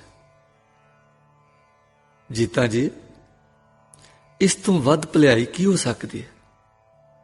ਮੈਂ ਖੁਸ਼ ਹਾਂ, ਔਰ ਮੈਨੂੰ ਭੇਜਣ ਵਾਲਾ ਇਸ ਵਿੱਚ ਖੁਸ਼ ਹੈ। ਸਾਡਾ ਬਾਬਾ ਆਖਦਾ ਹੈ ਨਾ, ਜਨ ਨਾਨਕ ਧੂੜ ਮੰਗੈ ਤਿਸ ਗੁਰ ਸਿੱਖ ਕੀ, ਜੋ ਆਪ ਜਪੈ ਅਵਰਹਿ ਨਾਮ ਜਪਾਵੈ। ਕਿਸੇ ਨੂੰ ਜੀ ਦਾਨ ਦੇਣਾ, ਕਿਸੇ ਦੇ ਮੁਰਦੇਪਨ ਵਿੱਚ ਜੀਵਨ ਦੀ ਨਵੀਂ ਰੂਹ ਫੂਕਣਾ ਵਾਹਿਗੁਰੂ ਨੂੰ ਸਭ ਤੋਂ ਪਿਆਰਾ ਕੰਮ ਹੈ। ਅੰਦਰਲੇ ਵਿੱਚ ਜੀਵਨ ਲਹਿਰ ਆ ਕੇ ਜੋ ਜਾਨ ਪੈਂਦੀ ਹੈ, ਉਸ ਨੂੰ ਤਾਂ ਜਿਉਣਾ ਕਹੀਦਾ ਹੈ। ਸੋ ਜੀਵਤ ਜਿਹੇ ਜੀਵਤ ਜਪਿਆ, ਸੋ ਜੀਵਿਆ ਜਿਸ ਮਨ ਵਸਿਆ ਸੋਏ, ਨਾਨਕ ਅਵਰ ਨ ਜੀਵੈ ਕੋਈ। ਜੋ ਇਹ ਜੀਵਨ ਜਿਉਂਦੇ ਹਨ ਉਹੀ ਜਿਉਂਦੇ ਹਨ, ਬਾਕੀ ਹੋਰ ਮਿਰਤਕ ਹੈ ਸੰਸਾਰ। ਜਿਉਂਦੀਆਂ ਰੂਹਾਂ ਇਸ ਜੀਵਨ ਵਾਲੇ ਅਕਾਲਪ ਰੂਪੀ ਬਿਰਛ ਦੀਆਂ ਡਾਲੀਆਂ ਹਨ। ਇਹਨਾਂ ਦੀ ਕਹਿਣੀ ਕਰਨੀ ਦੀ ਤਾਰ ਸਾਈਂ ਨਾਲ ਸਾਂਝੀ ਗਮਕਾਰ ਪੈਦਾ ਕਰਦੀ ਹੈ ਤੇ ਆਪਣੀ ਤਸੀਰ ਵਿੱਚ ਉਹ ਅਸਰ ਰੱਖਦੀ ਹੈ। ਇਹੋ ਕਾਰਨ ਹੈ ਕਿ ਉਸ ਜਿਉਂਦੇ ਸਿੱਖ ਦੇ ਵਾਕ ਅਟਲ ਹਨ। ਮਾਤਾ ਜੀ, ਆਪ ਕਰਨ ਕਾਰਨ ਹੋ, ਆਪ ਦਾ ਬਿਰਦ ਪਤ ਪਾਵਨ ਹੈ। ਅਸੀਂ ਸਭ ਮਿਰਤਕ ਸਾਂਝੇ, ਤੁਸਾਂ ਮਿਹਰ ਕਰਕੇ ਜਵਾਇਆ ਹੈ। ਸਾਡੀਆਂ ਭੁੱਲਾਂ ਤੇ ਕੀ ਹੈਰਾਨੀ, ਭੁੱਲ ਤਾਂ ਸਾਡਾ ਰੂਪ ਹੈ। ਮੇਰੀ ਇਹ ਬਿਨੇ ਨਹੀਂ ਕਿ ਆਪਣੀ ਪ੍ਰਤਿਗਿਆ ਭੰਗ ਕਰੋ, ਪਰ ਮੈਨੂੰ ਪ੍ਰਸੰਨਤਾ ਤੇ ਬਲ ਬਖਸ਼ੋ ਜੋ ਮੈਂ ਇਸ ਜਿਉੜੇ ਨੂੰ ਆਪ ਦੇ ਦਰ ਜੋਗਾ ਕਰ ਸਕਾਂ। ਕਲਗੀਆਂ ਵਾਲੇ ਕਹਿਣ ਲੱਗੇ, ਜੀਤ ਜੀ, ਵਾਹਿਗੁਰੂ ਬਲ ਦੇਵੇ, ਤੁਸੀਂ ਇਸ ਜੋੜੀ ਦਾ ਸੰਕਟ ਹਰੋ। ਪਰਮਾਰਥ ਨੂੰ ਗੁਰਬਾਣੀ ਵਿੱਚ ਖੰਡੇ ਦੀ ਧਾਰ ਲਿਖਿਆ ਹੈ। ਇਸ ਦਾ ਅਰਥ ਧਾਰ ਵਾਂਗੂ ਚੁਭਣ ਵਾਲਾ ਨਹੀਂ, ਪਰ ਇਤਨਾ ਬਰੀਕ ਤੇ ਸੂਖਮ ਹੈ ਕਿ ਜਿੰਨੀ ਖੰਡੇ ਦੀ ਧਾਰ ਹੁੰਦੀ ਹੈ, ਐਸੀ ਸੂਖਮ ਧਾਰਾ ਤੇ ਤੁਰਨਾ ਔਖਾ ਹੁੰਦਾ ਹੈ। ਕਿਸੇ ਨਾ ਕਿਸੇ ਪਾਸੇ ਉਲਝ ਜਾਈਦਾ ਹੈ। ਕਈ ਪਰਮਾਰਥੀ ਲੋਕ ਸੰਸਾਰ ਤੋਂ ਬੈਰਾਗ ਕਰਦੇ ਆ ਤੇ ਫਿਰ ਐਨੇ ਓਪਰੇ ਹੋ ਜਾਂਦੇ ਹਨ ਕਿ ਉਹਨਾਂ ਦਾ ਸੁਭਾਅ ਗੁਸੈਲਾ ਤੇ ਗਮਰੁੱਠਾ ਜਿਹਾ ਹੋ ਜਾਂਦਾ ਹੈ। ਕਈ ਠੱਠੇ ਜਿਹੇ ਮਨ ਵਾਲੇ ਹੋ ਜਾਂਦੇ ਹਨ। ਦੂਜੇ ਪਾਸੇ ਜੋ ਲੋਕ ਪਰਮੇਸ਼ਰ ਪਿਤਾ ਨੂੰ ਭੁੱਲਦੇ ਹਨ, ਉਹ ਖੁਦਗਰਜ ਹੋ ਜਾਂਦੇ ਹਨ। ਖੁਦਗਰਜੀ ਦੇ ਕਾਰਨ ਸ੍ਰਿਸ਼ਟੀ ਲਈ ਦੁਖਦਾਈ ਤੇ ਆਪੇ ਲਈ ਪੈਰ ਕੁਹਾੜਾ ਮਾਰਨ ਵਾਲੇ ਬਣਦੇ ਹਨ। ਪਰ ਕਈ ਐਸੇ ਵੀ ਹਨ ਕਿ ਉਹ ਨਿਰਾ ਪਰਉਪਕਾਰ ਕਰਦੇ ਹਨ। ਉਹਨਾਂ ਦੀ ਸੁਰਤ ਖਿੰਡਾਓ ਵਿੱਚ ਰਹਿੰਦੀ ਹੈ ਤੇ ਜਿਨ੍ਹਾਂ ਦਾ ਭਲਾ ਕਰਦੇ ਹਨ ਉਹਨਾਂ ਵਿੱਚ ਹੀ ਰੁੱਝ ਕੇ ਆਪੇ ਤੋਂ ਗਵਾਚ ਜਾਂਦੇ ਹਨ। ਅਸਲ ਵਿੱਚ ਇਹ ਦੂਜਿਆਂ ਨੂੰ ਪਿਆਰ ਨਹੀਂ ਕਰਦੇ, ਆਪਣੀ ਹਉ ਨੂੰ ਕਰਦੇ ਹਨ, ਜੋ ਲੋਕਾਂ ਦੀ ਵਾਹ ਵਾਹ ਤੇ ਪਲਦੀ ਹੈ। ਦੋਹਾਂ ਤਰ੍ਹਾਂ ਦੇ ਔਗਣਾਂ ਤੋਂ ਬਚਣ ਲਈ ਗੁਰੂ ਜੀ ਦਾ ਵਾਕ ਹੈ, ਏਕ ਪਿਤਾ ਏਕ ਸਕੇ ਹਮ ਬਾਰਿਕ, ਤੂੰ ਮੇਰਾ ਗੁਰਹਾਈ। ਪਾਓ, ਵਾਹਿਗੁਰੂ ਨੂੰ ਪਿਤਾ ਸਮਝੋ ਆਪ ਨੂੰ ਬੱਚਾ ਤੇ ਬਾਕੀਆਂ ਨੂੰ ਆਪਣੇ ਭਰਾਓ ਭੈਣ ਸਮਝ ਕੇ ਭਲਾਈ ਦੀ ਵਰਤਨ ਕਰੋ। ਐਸਾ ਕਰਨ ਵਾਲੇ ਜੋ ਸ੍ਰਿਸ਼ਟੀ ਪ੍ਰੇਮ ਕਰਦੇ ਹਨ, ਹੌਲੇ ਨਹੀਂ ਕਰਦੇ, ਪਰ ਵਾਹਿਗੁਰੂ ਦੇ ਪ੍ਰੇਮ ਤੇ ਹੁਕਮ ਵਿੱਚ ਕਰਦੇ ਹਨ। ਉਹ ਜੋ ਭਲਾਈ, ਨੇਕੀ, ਪੁੰਨ ਕਰਮ ਕਰਦੇ ਹਨ, ਸਾਈਂ ਨੂੰ ਅਰਪਦੇ ਹਨ, ਇਉਂ ਹਉ ਤੋਂ ਬਚ ਜਾਂਦੇ ਹਨ। ਇਹ ਖੰਡੇ ਦੀ ਧਾਰ ਤੇ ਤੁਰਨਾ ਹੈ। ਕਿਉਂਕਿ ਗੁਰੂ ਜੀ ਦਾ ਵਾਕ ਹੈ ਨਾ, ਬ੍ਰਹਮ ਗਿਆਨੀ ਪਰ ਉਪਕਾਰ ਉਮਾਹਾ। ਭਾਵ ਉਹਨਾਂ ਵਿੱਚੋਂ ਉਪਕਾਰ ਚਸ਼ਮੇ ਦੇ ਉਛਲਣ ਵਾਂਗੂ ਆਪੇ ਤੇ ਸਹਿਜ ਸੁਭਾਅ ਪਿਆ ਹੁੰਦਾ ਹੈ। ਹਉ ਦੇ ਧੱਕੇ ਦੀ ਲੋੜ ਨਹੀਂ ਰੱਖਦਾ। ਜੀਵਨ ਲਗਾਤਾਰੀ ਸ਼ੈ ਹੈ। ਇਹ ਜੀਵਨ ਰੂਹਾਨੀ ਜ਼ਿੰਦਗੀ ਦੀ ਲਗਾਤਾਰੀ ਸ਼ੈ ਹੈ।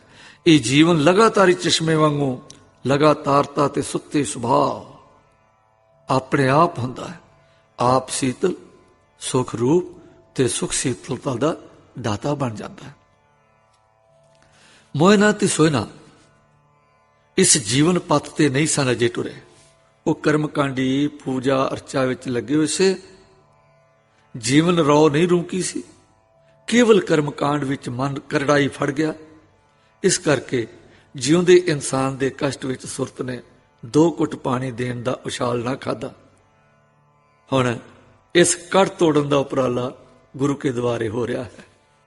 ਸ੍ਰੀ ਜੀਤ ਜੀ ਦਾ ਆਪਣੇ ਆਤਮਾ ਵਿੱਚ ਅਡੋਲ ਰਹਿਣਾ, ਸਾਈਂ ਧਿਆਨ ਵਿੱਚ ਸਾਵਧਾਨ ਰਹਿਣਾ, ਜੀਵਨ ਦੇ ਹੁਲਾਰੇ ਟਿਕਵੇਂ ਵੇਗ ਵਿੱਚ ਜਾਰੀ ਰਹਿਣੇ ਤੇ ਸਹਿ ਸੁਭਾਅ ਉਹਨਾਂ ਤੋਂ ਪਿਆਰ ਤੇ ਭਲਾਈ ਹੁੰਦੀ ਰਹਿਣੀ ਉਹਨਾਂ ਦਾ ਜੀਵਨ ਸੀ। ਇਸੇ ਕਰਕੇ ਪਿਆਰ ਨਾਲ ਲੋਕ ਆਪ ਜੀ ਨੂੰ ਅੰਮੀ ਜੀ ਸੱਦਦੇ ਸਨ। ਮਾਤਾ ਜੀ ਦਾ ਮੋਇਨਾ ਨਾਲ ਪਿਆਰ ਉਹਨਾਂ ਦੇ ਪ੍ਰੇਮ ਦਾ ਇੱਕ ਨਮੂਨਾ ਸੀ। ਜਦ ਤੋਂ ਸ਼੍ਰੀ ਅੰਮੀ ਜੀ ਨੂੰ ਇਹ ਪਤਾ ਲੱਗ ਗਿਆ, ਤਦ ਤੋਂ ਮੋਇਨਾ ਨੂੰ ਸੱਦ ਘੱਲਣਾ, ਕਦੇ ਬਾਗ ਸੈਰ ਨੂੰ ਗਏ ਉਹਨਾਂ ਦੀ ਕੁੱਲੀ ਵਿੱਚ ਆਪ ਜਾਣਾ, ਸਤਸੰਗ ਦੀ ਵਾਰਤਾਲਾਪ ਕਰਨੀ ਤੇ ਸਭ ਤੋਂ ਵਧੇਕ ਆਪਣੇ ਚਿੱਤ ਦੀ ਅਸਰ ਵਾਲੀ ਅਸੀਸ ਤੇ ਉੱਚੀ ਛੋਹ ਦੇਣੀ ਤੇ ਸੁਰਤ ਨਾਲ ਸੁਰਤ ਨੂੰ ਉੱਚਾ ਕਰਨਾ। ਹੌਲੇ ਹੌਲੇ ਮਾਤਾ ਜੀ ਦੇ ਪ੍ਰੇਮ ਨੇ ਮੋਹਨਾ ਵਿੱਚ ਵਾਹਿਗੁਰੂ ਜੀ ਦੇ ਸਿਮਰਨ ਦਾ ਐਸਾ ਨਿਵਾਸ ਕਰਾਇਆ ਕਿ ਠੰਡ, ਸ਼ਾਂਤੀ, ਰਸ, ਮਿਠਾਸ ਤੇ ਸਵਾਦ ਜਿਹਾ ਇੱਕ ਮਿਲਵਾਂ ਜਿਹਾ ਮੱਧਮ ਲਹਿਰਾਓ ਉਸ ਦੇ ਅੰਦਰ ਪੈਦਾ ਹੋ ਗਿਆ। ਇਹੋ ਦਸ਼ਾ ਸੋਹਣਾ ਜੀ ਦੀ ਸੀ। ਦਮ ਦਮ ਸਦਾ ਸੰਭਾਲਦਾ, ਦਮ ਨਾ ਬਿਰਥਾ ਜਾਏ, ਜਨਮ ਮਰਨ ਕਾ ਭਾਉ ਗਿਆ, ਜੀਵਨ ਪਦਵੀ ਪਾਏ। ਉਹ ਜੋ ਨਿਜ ਨੂੰ ਸਮਰਪਿਤ ਸਮਝਦੀ ਸੀ, ਉਹ ਜੋ ਸਰਵੰਸ ਦਾਨ ਕਰਕੇ ਸੁਖ ਨੂੰ ਪਹੁੰਚੀ ਸੀ, ਉਹ ਜਿਨ੍ਹਾਂ ਨੂੰ ਵਿਦਿਆ ਤੇ ਸੂਖਮ ਗੁਣਾਂ ਨੇ ਠੰਡ ਨਹੀਂ ਸੀ ਪਾਈ, ਉਹ ਜੋ ਸਾਧਨਾ ਤੇ ਨਿਰਤਕਾਰੀਆਂ ਨਾਲ ਵੀ ਠਾਕਰ ਤੋਂ ਅਤ੍ਰਿਪਤ ਰਹੇ, ਨਿਮਾਣੇ ਹੋ ਕੇ ਹੁਣ ਸਤਸੰਗ ਦੁਆਰੇ ਆ ਟੱਠੇ ਤੇ ਜੀ ਉਠੇ। ਕਬੀਰ ਮੋਹਿ ਮਰਨੇ ਕਾ ਚਾਓ ਹੈ, ਮਰੋ ਤਾਂ ਹਰ ਕੇ द्वार, ਮਤ ਹਰ ਪੁੱਛੇ ਕੌਣ ਹੈ, ਪਰਾ ਹਮਾਰੇ ਬਾਰ। ਹੁਣ ਦੋਹਾਂ ਦੀ ਚਿੱਤ ਬ੍ਰਿਤੀ ਖੰਡਾਓ ਵਿੱਚ ਘਟ ਜਾਂਦੀ ਹੈ, ਹੌਕੇ ਵਿੱਚ ਨਹੀਂ ਪੈਂਦੀ। ਇੱਕ ਮੱਧਮ ਵੇਗ ਦਾ ਲਗਾਤਾਰ ਰਸ ਅੰਦਰ ਰਹਿੰਦਾ ਹੈ। ਸਿਮਰਨ ਵਿੱਚ ਜਰਵੀਂ ਖਿੱਚ ਲੱਗੀ ਰਹਿੰਦੀ ਹੈ। ਦਰਸ਼ਨ ਦੀ ਸਿੱਖ ਅੱਗੇ ਨਾਲੋਂ ਬਹੁਤੀ, ਪਰ ਉਸ ਵਿੱਚ ਨਿਰਾਸ਼ਾ ਨਹੀਂ ਹੈ, ਟੋਟ ਨਹੀਂ ਹੈ। ਸ਼ੁਕਰ ਤੇ ਆਸ ਹੈ, ਔਰ ਆਸ ਦੇ ਹੁਲਾਰਿਆਂ ਵਿੱਚ ਵਿਸ਼ਵਾਸ ਹੈ। ਨੈਣ ਸ਼ਹਿਬਰਾ ਲਾਉਂਦੇ ਹਨ, ਪਰ ਸ਼ੁਕਰ ਵਿੱਚ ਜੇਤੇ ਸਾਸ ਸਾਸ ਹਮ ਲੇਤੇ, ਤੇਤੇ ਹੀ ਗੁਣ ਗਾਇਆ, ਨਿਮਖ ਨਾ ਬਿਸਰੈ ਘਰੀ ਨਾ ਬਿਸਰੈ, ਸਦ ਸੰਗੇ ਜਤ ਜਾਇਆ। ਇਸ ਤਰ੍ਹਾਂ ਕਰਦਿਆਂ ਸਮਾਂ ਲੰਘਦਾ ਗਿਆ। ਇਹਨਾਂ ਦੇ ਅੰਦਰ ਦੀ ਵਿਧੀ ਪੱਕਦੀ ਗਈ। ਮੌਤ ਨਦੀ ਦੇ ਪਾਰ ਉਰਾਰ ਚਿੱਤ ਗੇੜੇ ਲਾਉਣ ਲੱਗ ਪਿਆ। ਐਉਂ ਜਾਪੇ ਕਿ ਇਸ ਭਵਨ ਦਾ ਇੱਕ ਠਾਕੁਰ ਹੈ, ਜਿਸ ਦੀ ਠੁਕਰਾਈ ਮੌਤ ਨਦੀ ਦੇ ਪਾਰ ਉਰਾਰ ਹੈ। ਉਹ ਠਾਕੁਰ ਜਿਸ ਨੂੰ ਚਾਹੇ ਪਾਰ ਸੱਦੇ, ਜਿਸ ਨੂੰ ਚਾਹੇ ਉਰਾਰ ਸੱਦੇ। ਮੌਤ ਕੋਈ ਦੁਖਦਾਈ ਸ਼ੈ ਨਹੀਂ ਹੈ, ਇਹ ਤਾਂ ਪੁਲ ਹੈ। ਨਾ ਇਹ ਵਿਨਾਸ਼ ਹੈ, ਨਾ ਇਹ ਪੱਕਾ ਵਿਛੋੜਾ ਹੈ। ਇਹ ਵੀ ਕਦੀ ਕਦੀ ਭਾਸੇ ਕਿ ਜੋ ਸਿਮਰਨ ਵਿੱਚ ਜੀਵੇ ਹਨ, ਉਹਨਾਂ ਲਈ ਵਿਛੋੜਾ ਨਹੀਂ ਹੈ। ਸਾਈਂ ਨਾਲੋਂ, ਸਾਈਂ ਦੇ ਪਿਆਰਿਆਂ ਨਾਲੋਂ ਕੋਈ ਵਿਛੋੜਾ ਨਹੀਂ, ਨਾ ਸਤਿਗੁਰੂ ਨਾਲੋਂ। ਇਹ ਜੋ ਸਤਸੰਗ ਹੈ ਨਾ, ਇਹ ਸਿਮਰਨ ਕਰਦਿਆਂ, ਸਤਸੰਗ ਕਰਦਿਆਂ ਇਸ ਨਦੀ ਦਾ ਪੁਲ ਬਣ ਜਾਂਦੇ ਹਨ ਜੋ ਵਿਛੋੜਦੇ ਨਹੀਂ, ਭਾਵੇਂ ਜੀਵਨ ਵਿੱਚ ਹੋ, ਭਾਵੇਂ ਜੀਵਨ ਦੇ ਪਾਰ ਹੋ। ਕਬਹੂ ਸਾਧ ਸੰਗਤ ਇਹ ਪਾਵੈ, ਉਸ ਅਸਥਾਨ ਤੇ ਬੌਰ ਨਾ ਆਵੈ। ਐਉਂ ਇੱਕ ਨਦੀ ਦੇ ਪਾਰ ਉਰਾਰ ਵਾਹਿਗੁਰੂ ਦੀਆਂ ਨਗਰੀਆਂ, ਉਹਨਾਂ ਵਿੱਚ ਆਉਣਾ ਜਾਣਾ ਦਿਸ ਕੇ ਮਨ ਭੈ ਬਰ ਬੇਕੋ ਨਿਕਲ ਗਿਆ ਤੇ ਜੀਵਨ ਅਤ ਸਵਾਦਲੀ ਤੇ ਰੰਗੀਲੀ ਦਾਤ ਲੱਗਣ ਲੱਗ ਪਿਆ। ਬਿਨ ਸਿਮਰਨ ਜੀਵਨ ਇੱਕ ਬਲਣਾ ਦਿਸੇ, ਜਿਸ ਤਰ੍ਹਾਂ ਚੁੱਲ੍ਹੇ ਵਿੱਚ ਲੱਕੜਾਂ ਦਾ ਬਲਣਾ, ਇਸ ਤਰ੍ਹਾਂ ਸਰੀਰ ਵਿੱਚ ਅੰਨ ਦਾਣੇ ਫਲਾਂ ਆਦਿ ਭੋਜਨਾਂ ਦਾ ਬਲਣਾ। ਪਰ ਹਾਂ, ਜਦ ਪ੍ਰਭੂ ਸਿਮਰਨ ਦਾ ਨਿਵਾਸ ਹੋ ਗਿਆ, ਤਦ ਜੀਵਨ ਇੱਕ ਅਤ ਰਸਦਾਇਕ ਸਵਾਦਲਾ ਆਤਮ ਲਹਿਰਾ ਬਣ ਗਿਆ। ਜਿਸ ਦਾਤੇ ਨੇ ਮਨੁੱਖ ਜੀਵਨ ਰਚਿਆ, ਉਸਨੇ ਇਸ ਨੂੰ ਪੀੜਾ ਨਹੀਂ ਸੀ ਰਚਿਆ, ਉਸਨੇ ਇਹ ਦੁੱਖ ਰੂਪ ਨਹੀਂ ਸੀ ਬਣਾਇਆ। ਸਗੋਂ ਅਸਾਂ ਜੋ ਰਚਨਹਾਰ ਨੂੰ ਵਿਸਾਰ ਕੇ ਮਰਨਹਾਰਾਂ ਤੇ ਵਿਛੜਨਹਾਰਾਂ ਨਾਲ ਪਿਆਰ ਪਾ ਲਿਆ, ਉੱਥੋਂ ਹੀ ਦੁੱਖ ਜੰਮਿਆ। ਮੋਹਨਾ ਸੋਨਾ ਨੂੰ ਵੀ ਹੁਣ ਜੀਵਨ ਰਸ ਰੂਪ ਨਜ਼ਰ ਆਵੇ। ਸੁਰਤ ਜਿਉਂਦੀ ਹੋ ਗਈ। ਜਿਉਂਦੀ ਸੁਰਤ ਜਿੱਧਰ ਤੱਕਦੀ ਹੈ, ਸੁੰਦਰਤਾ, ਰਸ ਤੇ ਸਵਾਦ ਫਰਾਟੇ ਮਾਰ ਰਿਹਾ। ਜਿਸ ਰਚਨਹਾਰ ਨੂੰ ਕਰੜਾ ਹਾਕਮ ਖਿਆਲਦੇ ਸਨ, ਸਹਿਮਾਂ ਵਿੱਚ ਰਹਿੰਦੇ ਸੀ, ਉਹ ਸਦਾ ਪਿਆਰ ਕਰਨ ਵਾਲਾ ਦਿਸ ਪਿਆ। ਮਿੱਠ ਬੋਲੜਾ ਜੀ, ਹਰ ਸੱਜਣ ਸੁਆਮੀ ਮੋਰਾ, ਹਉ ਸੰਭਲ ਥੱਕੀ ਜੀ, ਉਹ ਕਦੇ ਨਾ ਬੋਲੇ ਕੌਰਾ। ਜੀਉ ਪੀ ਸੁਰਤ ਰਚਨਹਾਰ ਨੂੰ ਹਾਕਮ ਤੇ ਦੰਡ ਦਾਤਾ ਨਹੀਂ ਤੱਕਦੀ। ਜੀਉ ਪੀ ਸੁਰਤ ਨੂੰ ਉਹ ਪਿਤਾ, ਉਹ ਮਾਤਾ, ਉਹ ਬੰਧਪ, ਉਹ ਭਰਾਤਾ, ਉਹ ਪਿਆਰਾਂ ਦਾ ਪੁੰਜ, ਮੇਰਾਂ ਦਾ ਸਾਈਂ, ਬਖਸ਼ਿਸ਼ ਦਾ ਘਰ, ਤਰੁੱਠਣ ਤੇ ਨਵਾਜਣ ਦਾ ਮੇਘ, ਕੱਜ ਲੈਣ ਦਾ ਪਰਬਤ ਤੇ ਰੱਖ ਲੈਣ ਵਾਲਾ ਓਲਾ ਦਿਸ ਪੈਂਦਾ। ਇਉਂ ਦੇ ਹੋ ਕੇ ਦੋਵੇਂ ਠਾਕਰ ਦੇ ਚੋਜਾਂ ਪਰ ਮੋਹਿਤ ਹੁੰਦੇ ਤੇ ਕੀਰਤਨ ਕਰਦੇ ਹਨ। ਵਿਦਿਆ ਤੇ ਗੁਣ ਜਿੱਥੇ ਨਹੀਂ ਲੈ ਜਾਂਦੇ, ਉੱਥੇ ਜੀ ਦਾਨ ਦਾ ਇੱਕ ਕਿਣਕਾ ਲੈ ਜਾਂਦਾ ਹੈ। ਸੁਖੀ ਹਨ, ਪਰ ਦਾਤੇ ਦਾ ਪਿਆਰ ਕਸਕਾ ਮਾਰਦਾ ਹੈ, ਹੁਕਮ ਨਹੀਂ। ਇਸ ਕਰਕੇ ਰਜ਼ਾ ਵਿੱਚ ਖੜੇ ਹਨ। ਸੇਜੈ ਰਮਤ ਨੈਣ ਨਹੀਂ ਪੇਖੋਂ, ਇਹ ਦੁੱਖ ਕਾਸੋਂ ਕੌਰੋ ਰੇ। ਇਨ੍ਹਾਂ ਹੀ ਦਿਨਾਂ ਵਿੱਚ ਇੱਕ ਦਿਨ ਇੱਕ ਰਮਤਾ ਫਕੀਰ ਬਾਗ ਵਿੱਚ ਆ ਗਿਆ। ਸਾਰੇ ਸੈਰ ਕਰਦਾ ਮੋਹਨਾ ਦੇ ਦਰਵਾਜ਼ੇ ਆ ਖੜਾ ਹੁੰਦਾ। ਕਹਿਣ ਲੱਗਾ, ਮਾਲਣ ਔਲਖ, ਔਲਖ ਮਾਲਣ, ਅਲਖ ਫਕੀਰ ਸਾਈਂ ਆਏ ਹਨ, ਖੈਰ ਪਾ। ਮੋਹਨਾ ਅੰਦਰੋਂ ਲੱਪ ਜਵਾਰ ਦੇ ਆਟੇ ਦੀ ਲਿਆਈ।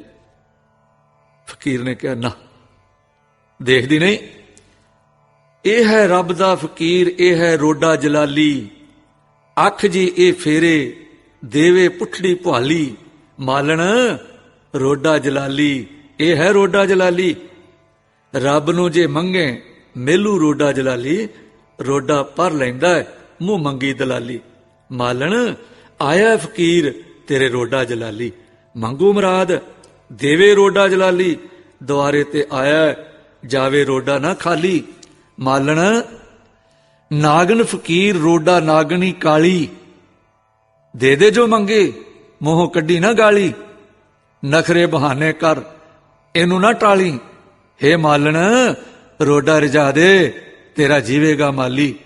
ਰੋਡਾ ਮੰਗੇ ਨਾ ਦਮ, ਰੋਡਾ ਨਹੀਂ ਉਹ ਪਲਾਲੀ, ਨਾਲ ਚਮਿਆਰਾਂ ਇਹਦੀ ਨਹੀਂ ਉਹ ਪਿਆਲੀ। ਇਹ ਮਾਲਣ ਸਵਰਾਂ ਦੇ ਹੁਜਰੇ ਦਾ ਰੋਡਾ ਜਲਾਲੀ। ਮਾਲਣ ਵੀ ਤਰੇ ਨਾਲੇ ਤਰੇਗਾ ਮਾਲੀ, ਖਾਲੀ ਜੇ ਨਾ ਟੋਰਿਆ ਇਹ ਰੋਡਾ ਜਲਾਲੀ। ਮਾਲਣ ਆਇਆ ਜਲਾਲੀ ਤੇਰੇ ਰੋਡਾ ਜਲਾਲੀ। ਰੋਡਾ ਗੁਰਜ ਪਵਾਵੇ, ਨੱਚੇ ਟੱਪੇ ਗਾਵੇ, ਮੋਹਨਾ ਜਿਉਂ ਜਿਉਂ ਤੱਕੇ ਹੈਰਾਨ ਹੁੰਦੀ ਪਈ ਜਾਵੇ। ਸਹਿਮ ਖਾਵੇ ਤੇ ਕੁਛ ਬੇਚੈਨ ਜੀ ਹੋਵੇ। ਜਦੋਂ ਫਕੀਰ ਨੇ ਚੁੱਪ ਕੀਤੀ ਤੇ ਨੀਲੀਆਂ ਪੀਲੀਆਂ ਅੱਖਾਂ ਕਰਕੇ ਫੇਰੀਆਂ, ਤਾਂ ਮੋਹਨਾ ਨੇ ਕਿਹਾ, ਸਾਈਂ ਜੀਓ ਮੰਗੋ ਜੋ ਕੰਗਾਲਾਂ ਤੋਂ ਸਰੇਗਾ ਹਾਜ਼ਰ ਹੋ ਜਾਸੀ, ਪਰ ਮਿਹਰ ਕਰਕੇ ਮੰਗਣਾ। ਅਸੀਂ ਬਹੁਤ ਨਿਮਾਣੇ ਹਾਂ, ਅਸੀਂ ਮੰਗਤੇ ਹਾਂ, दाते नहीं है, जो है आप दा है। रोडा जलाल विच आया अखां लाल करके, मालन ए जो मोतिया बेबहारा मोतिया, ये जो गुलदौदी है, ये जो रोहनी है, आ जड़ा खट्टा खट्टा गेंदा है ना, लुका लुका के धरिया ही, रोडा तक तक के रीझ रहा है, ये दे दे। मालन नूं सुनदियां सार सुनसनी छा गई, कलेजा कंबिया, रस दी तार टुटी, आकाश हेठां उपर नजर आउण लगा। निर्बल ते सुन होके मालन जिथे खड़ी सी बह गई। रोडा ये कौतक देखदा रहा, फिर रोडा गाउंदा ते तृप्तदा तुर गया। कुछ चिर मगरों सोहना जी आए, इस्त्री नूं छट्टे मार के होश आंदी ते उठा लिया ते पुछया, मोहना ये की गति है? मोहना जी ने सहज नाल सारा हाल सुनाया ते आख्या, ये फुल श्री कलगीधर ली जी जो पाले ने ना, अम्मी जी दी खास आग्या सी। प्रीतम जी दी वरे गंढ वाले दिन असी मोती दा सेहरा पहनावांगे। उन्हां दी खातर तुसां ने खेचल जाल के एक कुरुत्ते बूटे तैयार कीते सन। अज एक फकीर इन्हां दा सवाली आया, जे मैं नहीं देंदी तां अगे ठाकरां दे नौगे दा पानी ठाकरां दे बालके नूं ना देण करके दर्शनां तो वांझे गए। हुण ठाकर दा बालक ठाकर जी दे नौगे दे फुल मंगदा, ना दियां तां किस हाल नूं पहुंचा, जे दे दियां तां अम्मी जी नूं की मूंह दियां जिन्हां ने सानूं मुर्दियां नूं जवालिया। उन्हां लई ये तुछ सेवा सिरे ना चाड़ा। इस दुचित्ती विच ऐसी निराशा पई कि मैं तां अपने आप विच मर गई सां, पर वेखदी है कि करड़ी मुश्किल अजे मेरे सामने है ते तुसी मेरे नाल इस दे प्याल हो। ये हाल सुन के सोहना जी नूं भी बड़ी घाट पई। बनस्पति विद्या विच प्रवीण सोहना जी ने 4 मोतीए दे बूटियां नूं अम्मी जी दी प्रसन्नता लई वड्डियां वड्डियां चुगाठां विच सीसे जड़ा के इन्हां बूटियां दे उत्ते सरपोश वांगू धर के कुरुत्ते फुल तैयार कर दे। ऐसे बूटे तैयार करवाए सन। दिन नूं सूरज दी तपश सीसियां थाने करड़ी हो के अंदर लगदी सी ते रात नूं सीसियां दे उदाले विथ ते धूणियां लाईयां जांदियां सन तां कि बूटियां दे उदाले अंदर साउण दी गर्मी जिन्नी निੱਘी पौण बनी रहिंदी। खाद खास करके तबेले दी रूड़ी विचों तैयार कीती सी। सिट्टा यह कि चारे बूटे हुण कलियां नाल भरे पए सन। इसे तरह हुण गलदौदी दे बूटियां नूं पराली दी छत पा के कज्जिया सी। दिने रोज पराली ला के पूरी धुप लवाउणी ते सूरज आथण तो पहले फिर कज देनी। रात गिरद गिरद विथ ते धूणी रहनी जिस नाल हवा दी निग घटदी ना। इसी तरह कच्चे खट्टे रंग दे गेंदे नूं ककरां तो कज के अम्मी जी दे चाव लई हुण तक संभालिया होया सी। अज वो विघन आके पिया कि जिसदा कोई सुलझा नहीं सुझदा। ये तां मोना जी ताड़ गए सन कि ये फकीर उस सिख वर्गा नजरी नहीं पैंदा, पर आखिर वाहिगुरू दा है, इसकी सेवा ना करनी भी माड़ी हो। इस तरह दीयां गिनतियां इस्त्री भरता सारी रात करते रहे। सवेरे ही रोडे होरी फिर आ गए। ओयो गीत, ओयो चाल ढाल, ओयो लै, ओयो नचना टपना। हुण सोहना जी नूं जो अपनी अकल नाल कुछ नहीं सी फुरिया, सगों चिंता ने सिमरन विचों कढ के दुखी कर दिता सी। साईं ते टेक धरदियां सच दा झलका वज्जा। फकीर नूं आखण लगे, देखो साईं लोग जी, ये गुरु का बाग है, जो इस विच है वो गुरु का है। असी अमुल्ले नौकर हां, किसी शै दे असी मालक नहीं। नौकरां दा काम नहीं कि मालकां दी शै आपे दे देण। फुल्लां वास्ते तुसी केसरा सिंह वड्डे माली जी नूं आखो, वो मालक दे हुक्म च दे सकदे हां। असी फुल बीजण वाले, पालण वाले, राखी करन वाले हां, और इत्थे साडा धर्म बस है। तरोड़ना धर्म मालक दा है, असी मालक नहीं हां। ਇਹ ਵਿਚਾਰ ਕੇ ਅਸਾਂ ਪਰ ਖਿਮਾ ਕਰਨੀ, ਅਸੀਂ ਦਾਸ ਹਾਂ। ਰੋਡਾ ਇਹ ਸੁਣ ਕੇ ਟੱਪਿਆ, ਬੋਲਿਆ, ਅੱਖਾਂ ਲਾਲ ਕੀਤੀਆਂ, ਰੋਡਾ ਜਲਾਲੀ ਜਾਵੇ, ਰੋਡਾ ਜਲਾਲੀ, ਤੇਰੇ ਦੁਆਰੇ ਤੋਂ ਇਹ ਚੱਲਿਆ ਖਾਲੀ। ਖਾਲੀ ਖਾਲੀ ਨਾ ਟੋਰ, ਪੁੱਠੀ ਪਵੇਗੀ ਪੁਹਾਲੀ। ਫੁੱਲ ਛੱਡਣੇ ਨਾ ਡੋਡੇ ਰੋਡੇ, ਰੋਡੇ ਭਰਨੀ ਹੈ ਥਾਲੀ। ਗੁਰੂ ਕੇ ਫੁੱਲ ਦੇਣੀ ਗੁਰੂ ਨੂੰ ਹੈ ਡਾਲੀ। ਮਾਲੀ ਖਾਲੀ ਨਾ ਟੋਰ, ਰੋਡਾ ਜਾਏ ਨਾ ਖਾਲੀ। ਸੋਹਣਾ ਫਕੀਰ ਸਾਈਂ, ਮੈਂ ਸੱਚ ਅਰਜ ਕੀਤੀ ਹੈ। ਫਕੀਰ ਸਾਈਂ, ਮੇਰੀ ਗੱਲ ਨੂੰ ਸਮਝ। ਮੇਰੇ ਘਰ ਜੋ ਕੁਛ ਹੈ ਇਹ ਸਾਰਾ ਲੈ ਜਾ, ਹਾਜ਼ਰ ਹੈ। ਮਾਲਕ ਦੀ ਸ਼ੈ ਤੇ ਮਾਲਕਾਂ ਦੇ ਹੁਕਮ ਵਿੱਚ ਤਿਆਰ ਹੋਈ ਸ਼ੈ ਇਹ ਮੇਰੇ ਵੱਸ ਨਹੀਂ। ਇਹ ਮਾਲਕ ਦੇ ਦੇਣ ਜਾਂ ਵੱਡਾ ਮਾਲੀ, ਪੁੱਛ ਲਓ ਉਹਨਾਂ ਨੂੰ। ਰੋਡਾ ਹੁਣ ਸਰਾਪ ਦਿੰਦਾ ਹੈ, ਤੇਰੀ ਜੜ ਨਾ ਵੇਖ, ਇਹ ਕਹਿ ਕੇ ਟੁਰ ਗਿਆ। ਮੋਇਨਾ ਤੇ ਸੋਨਾ ਨੇ ਸ਼ੁਕਰ ਕੀਤਾ, ਆਖਣ ਲੱਗੇ, ਐਤਕੀ ਠਾਕਰ ਦੇ ਬਾਲਕੇ ਗਾਲ ਨਹੀਂ ਦਿੱਤੇ, ਅਸੀਸ ਦਿੱਤੀ ਹੈ। ਅਸੀਂ ਜਗਤ ਵਿੱਚ ਜੜ ਮੇਖ ਕਦ ਚਾਹੁੰਦੇ ਹਾਂ, ਇਥੋਂ ਪੁੱਟੀ ਜਾਵੇ ਤਾਂ ਚੰਗੀ ਹੈ। ਦਿਲ ਪਰ ਜੋ ਡਰ ਸੀ ਸੋ ਲੱਥਾ, ਤੇ ਮਨ ਕੁਛ ਉੱਚਾ ਹੋਇਆ। ਇਸਤਰੀ ਭਰਤਾ ਅੰਦਰ ਬੈਠ ਕੇ ਕੀਰਤਨ ਕਰਦੇ ਰਹੇ। ਸੁਰਤਿਆਂ ਲੋਕਾਂ ਪਾਸ ਮੈਲੀ ਹੋ ਗਈ ਤੇ ਟਹਿ ਪਈ। ਚਿੱਤ ਗਤੀ ਦਾ ਦਾਰੂ ਸਤਸੰਗ ਹੈ, ਜੋ ਉਹ ਸਤਸੰਗ ਵਿੱਚ ਆਪੇ ਕੀਰਤਨ ਵਿੱਚ ਜੁੜੇ ਰਹੇ। ਗੁਣ ਗਾਵਤ ਤੇਰੀ ਉਤਰ ਸਮੈਲ, ਦਿਨ ਸਜਾਏ ਹਉਮੈ ਵਿਖ ਫੈਲ। ਸਾਂਝ ਵੇਲੇ ਅੰਦਰਲੇ ਬੱਦਲਾਂ ਨੇ ਉਡਾਰੀ ਖਾਧੀ, ਕੁਹੀੜ ਉੱਠੀ ਤੇ ਧੁੰਦ ਫੈਲ ਗਈ। ਮਨ ਨਿਰਮਲ ਹੋ ਕੇ ਚਮਕਿਆ, ਬਿਰਤੀ ਦਾ ਪ੍ਰਵਾਹ ਤੇਲ ਦੀ ਧਾਰ ਵਾਂਗ ਇੱਕ ਰੰਗ ਵਗਿਆ ਤੇ ਸੁਰਤ ਚੜ ਗਈ। ਰਾਤ ਬੜੇ ਆਨੰਦ ਨਾਲ ਸੁੱਤੇ, ਸਵੇਰੇ ਮਗਨ ਉੱਠੇ, ਨਿਤਨੇਮ ਦੇ ਧਿਆਨ ਵਿੱਚ ਲੱਗੇ। ਜਦੋਂ ਸੂਰਜ ਚੜੇ ਬਾਹਰ ਆਏ ਤਾਂ ਬੁਲਬੁਲ ਹੈ ਬਾਗ ਵੇਖੇ ਸਾਰਾ ਵਰਾਨ ਹੋਇਆ। ਜ਼ਾਲਮ ਕਠੋਰ ਹੱਥਾਂ ਖਿੱਚ ਖਿੱਚ ਤਰੋੜ ਖੋਇਆ। ਸੀਸੇ ਭੱਜੇ ਪਏ ਸਨ, ਮੋਤੀ ਦੇ ਫੁੱਲ ਡਾਲਾਂ ਨਾਲ ਨਹੀਂ ਸਨ। ਪਰਾਲੀ ਦਾ ਕੱਜਣ ਵਲੂੰਦਰਿਆ ਪਿਆ ਤੇ ਗਲਦੌਦੀ ਦੀਆਂ ਟਹਿਣੀਆਂ ਤੋਂ ਫੁੱਲ ਟੁੱਟ ਟੁੱਟ ਕੇ ਲਟਕ ਰਹੇ ਸਨ। ਖੱਟੇ ਗੇਂਦੇ ਦੇ ਫੁੱਲਾਂ ਦਾ ਕਿਤੇ ਮੁਸ਼ਕ ਨਹੀਂ ਸੀ। ਮੋਇਨਾ ਤੇ ਸੋਨਾ ਦੇ ਚਿਹਰੇ ਅਤੇ ਚਿੱਤ ਸ਼ਰਮ 'ਚ ਡੁੱਬ ਡੁੱਬ ਜਾ ਰਹੇ ਸਨ। ਉਹ ਅੰਮੀ ਜੀ ਨੂੰ ਕੀ ਆਖਾਂਗੇ, ਜਿਨ੍ਹਾਂ ਨੇ ਜੀਵਨ ਪਦ ਬਖਸ਼ਿਆ। ਅਸੀਂ ਉਹਨਾਂ ਦੇ ਇੱਕ ਚਾਉ ਲਈ ਇਹਨਾਂ ਫੁੱਲਾਂ ਦੀ ਰਾਖੀ ਨਾ ਕਰ ਸਕੇ। ਹਾਏ ਹਥਿਆਰੀ ਨੀਂਦੜੀਏ, ਕਲੇਜੇ ਵਿੱਚ ਤੀਰ ਵੱਜਾ। ਜੀ ਦਾਨ ਦਾਤਾ ਅੰਮੀ ਜੀ ਦੇ ਸਾਹਮਣੇ ਦਿਸੇ ਤੇ ਮੁੜਕਾ ਮੁੜਕਾ ਸਰੀਰ ਹੋ ਗਿਆ। ਫਿਰ ਸਹਿਸਾ ਜਿਹਾ ਪਿਆ ਤੇ ਕਲੇਜਾ ਕੜਕ ਦੇ ਕੇ ਹੋਇਆ। ਫੁੱਲ ਟੁੱਟੀ ਟਹਿਣੀ ਦੀ ਕਿਆਰੀ ਵਿੱਚ ਤੜ ਕਰਕੇ ਡਿੱਠੇ। ਆ ਫੁੱਲ ਬੂਟਿਆਂ ਵਿੱਚ ਅਣਹੋਈਆਂ ਅਣਹੋਸ਼ੀਆਂ ਲੋਥਾਂ ਸੱਥਰ ਵਾਂਗੂ ਜਾ ਪਈਆਂ। ਕਲਗੀਆਂ ਵਾਲੇ ਸਤਿਗੁਰ ਦਾ ਦੀਵਾਨ ਲੱਗ ਰਿਹਾ ਹੈ। ਚਾਰ ਚਫੇਰੇ ਦੀ ਸੰਗਤ ਭਰੀ ਪਈ ਹੈ। ਦੂਰ ਦੂਰ ਤੋਂ ਆਈ ਸੰਗਤ ਥਾਂ ਥਾਂ ਤੇ ਬੈਠ ਰਹੀ ਹੈ।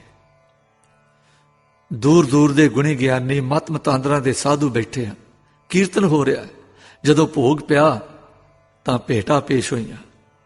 ਇਹਨਾਂ ਵਿੱਚੋਂ ਇੱਕ ਅਨੋਖੀ ਨੁਹਾਰ ਦੇ ਫਕੀਰ ਨੇ ਇੱਕ ਸੋਹਣੇ ਸੋਹਣੇ ਲਹਿਰਾਉਂਦੇ ਫੁੱਲਾਂ ਨਾਲ ਭਰੀ ਪਟਾਰੀ ਜਦ ਸਤਿਗੁਰ ਜੀ ਦੇ ਅੱਗੇ ਤਖਤ ਪਰ ਲਿਜਾ ਕੇ ਰੱਖੀ। ਅੱਗੇ ਤਾਂ ਸਿਰੋਂ ਨੰਗਾ ਰਹਿੰਦਾ ਸੀ, ਪਰ ਅੱਜ ਸਿਰ ਤੇ ਲੰਮੀ ਸਾਰੀ ਟੋਪੀ ਧਰੀ ਸੀ।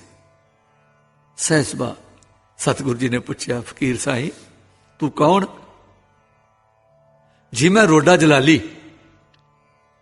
ਰੋਡਾ ਜਲਾਲੀ ਨਾ ਸੱਚੇ ਪਾਤਸ਼ਾਹ, ਰੋਡਾ ਜਲਾਲੀ ਨਾ ਭਾਈ, ਤੂੰ ਤੇ ਰੋਡਾ ਪਲਾਲੀ ਲੱਗਦਾ। ਨਹੀਂ ਜੀ ਜਲਾਲੀ। ਜੇ ਜਲਾਲੀ ਆ ਤੇ ਸਾਡੇ ਲਈ ਕੋਈ ਨਿੱਗਰ ਸ਼ੈ ਕਿਉਂ ਨਹੀਂ ਲੈ ਕੇ ਆਇਆ? ਭੱਜੇ ਘੜੇ ਨੀਰ ਨਹੀਂ ਟਿਕਦਾ, ਨੰਗਾ ਪਾਸ ਨਾ ਟਿਕਦਾ ਮਾਲ। ਮਾਲ ਬਿਨਾ ਕੀ ਨੰਗ ਲਿਆਵਣ, ਖਾਲੀ ਹੱਥ ਸਦਾ ਕੰਗਾਲ। ਗੁਰੂ ਜੀ ਫਿਰ ਖਾਲੀ ਹੱਥ ਹੀ ਆ ਜਾਣਾ ਸੀ। ਫਕੀਰਾਂ ਦੇ ਸੱਖਣੇ ਹੱਥ ਵੀ ਸੋਹਣੇ ਲੱਗਦੇ ਨੇ, ਪਰ ਸਾਈਂ महापुरखों कोल खाली हाथ नहीं जाना, ये मर्यादा विरुद्ध है। पातशाह कहने लगे नंग की ते मर्यादा की। फकीर कहने लगा फकीरां दे रंग। गुरु जी कहने लगे रंग नहीं ढंग। ये कहंदे कौतकी सतगुरु जी ने एक सिख नूं सैनत कीती। वो रोडे दे लागे बैठे से, मालक दी सैनत तक के उन्होंने रोडे दी टोपी नूं हथ मारिया, टोपी हेठां डिग पई ते नाल ही छन कर दियां 5-7 मोहरां डिग पईयां।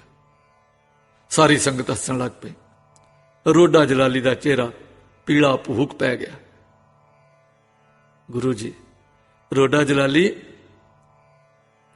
जलाली दा रोडा कि जलाल दा रोडा? रब दे जलाल वाला कि सोने दे जवाल वाला? भाई ये लहराउंदे फुल अपनियां डालां तो क्यों तरोड़े? रोडा चुप। गुरु जी दिलां नाल पैबंद होए फुल किस तो पुछ के तोड़े?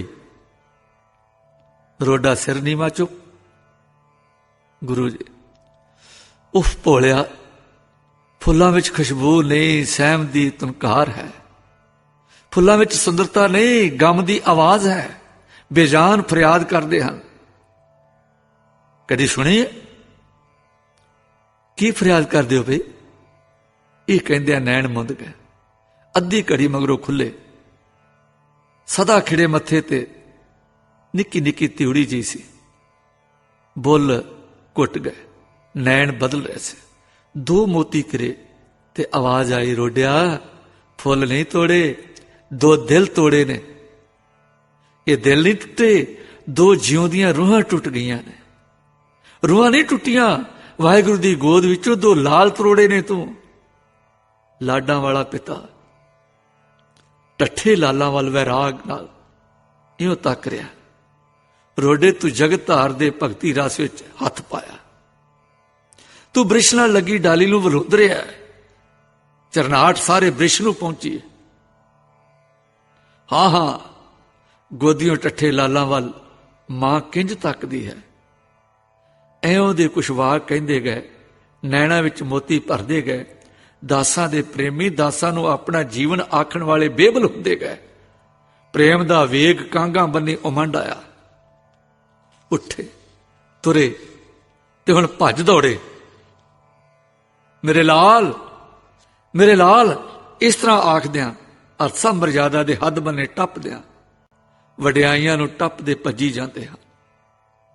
संगत वैरागी हुई मगर मगर भजी जा रही है। निज हिरदे दे महरम एक सिंह जी फुल्लां दी पटारी नूं किसी भेद दे हित लद्दा जान के हत्थां विच लई मगरे मगर जा रहे हैं।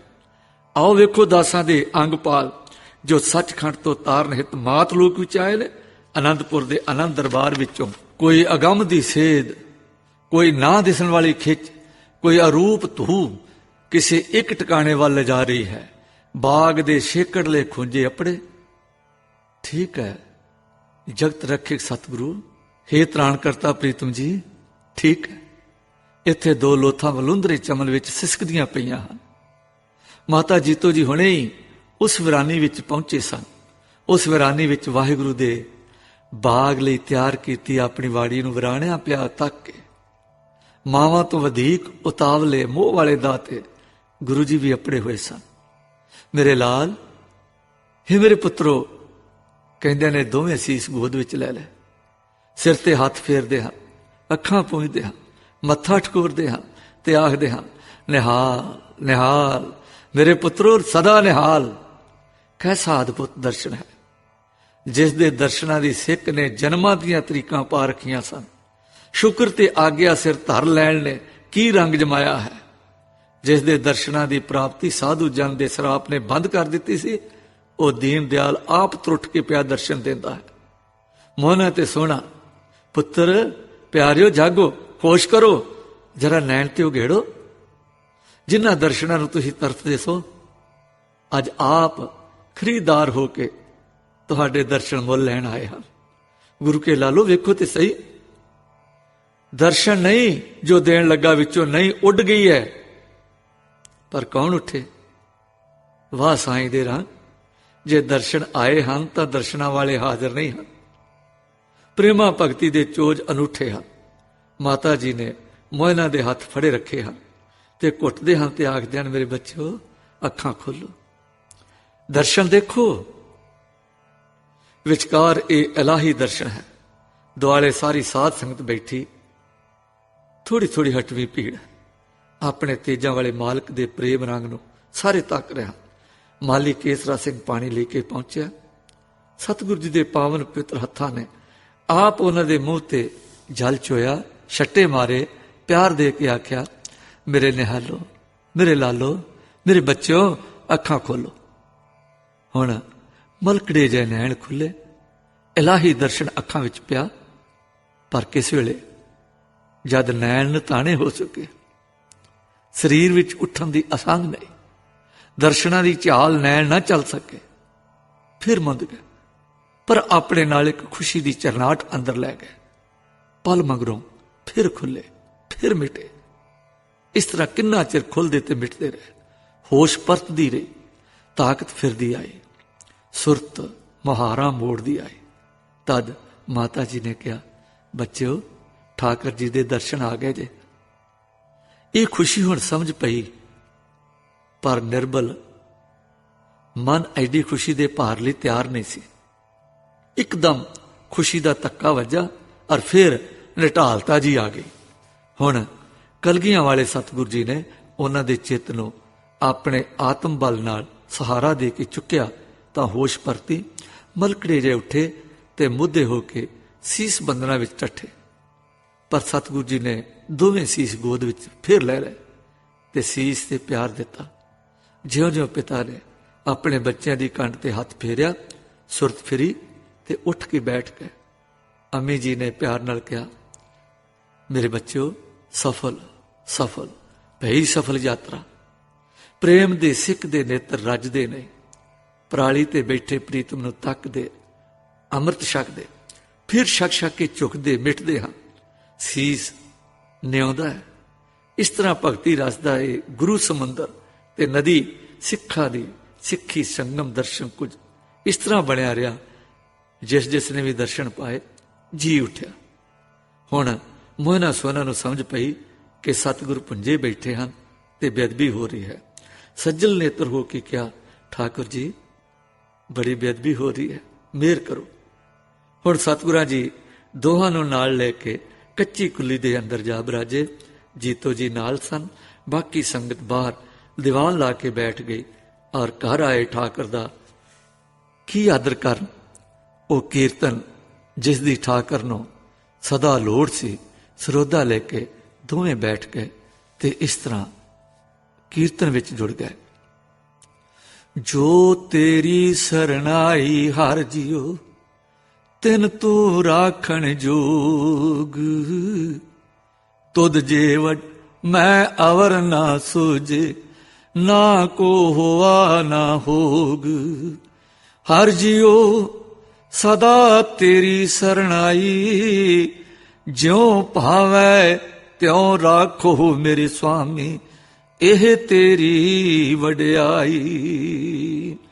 ਰਹਾਉ ਜੋ ਤੇਰੀ ਸਰਣਾਈ ਹਰ ਜੀਓ, ਤਿਨ ਕੀ ਕਰਹਿ ਪ੍ਰਤਪਾਲ। ਆਪ ਕਿਰਪਾ ਕਰ ਰਾਖੋ ਹਰ ਜੀਓ, ਪੋਹੇ ਨਾ ਸਕੈ ਜਮ ਕਾਲ। ਤੇਰੀ ਸਰਣਾਈ ਸੱਚੀ ਹਰ ਜੀਓ, ਨਾ ਉਹ ਘਟੇ ਨਾ ਜਾਏ। ਜੋ ਹਰ ਛੋੜ ਦੂਜੇ ਪਾਏ ਲਾਗੈ, ਉਹ ਜੰਮੈ ਤੇ ਮਰ ਜਾਏ। ਜੋ ਤੇਰੀ ਸਰਣਾਈ ਹਰ ਜੀਓ, ਤਿਨਾ ਦੁਖ ਭੂਖ ਕਿਛ ਨਾਹੀ।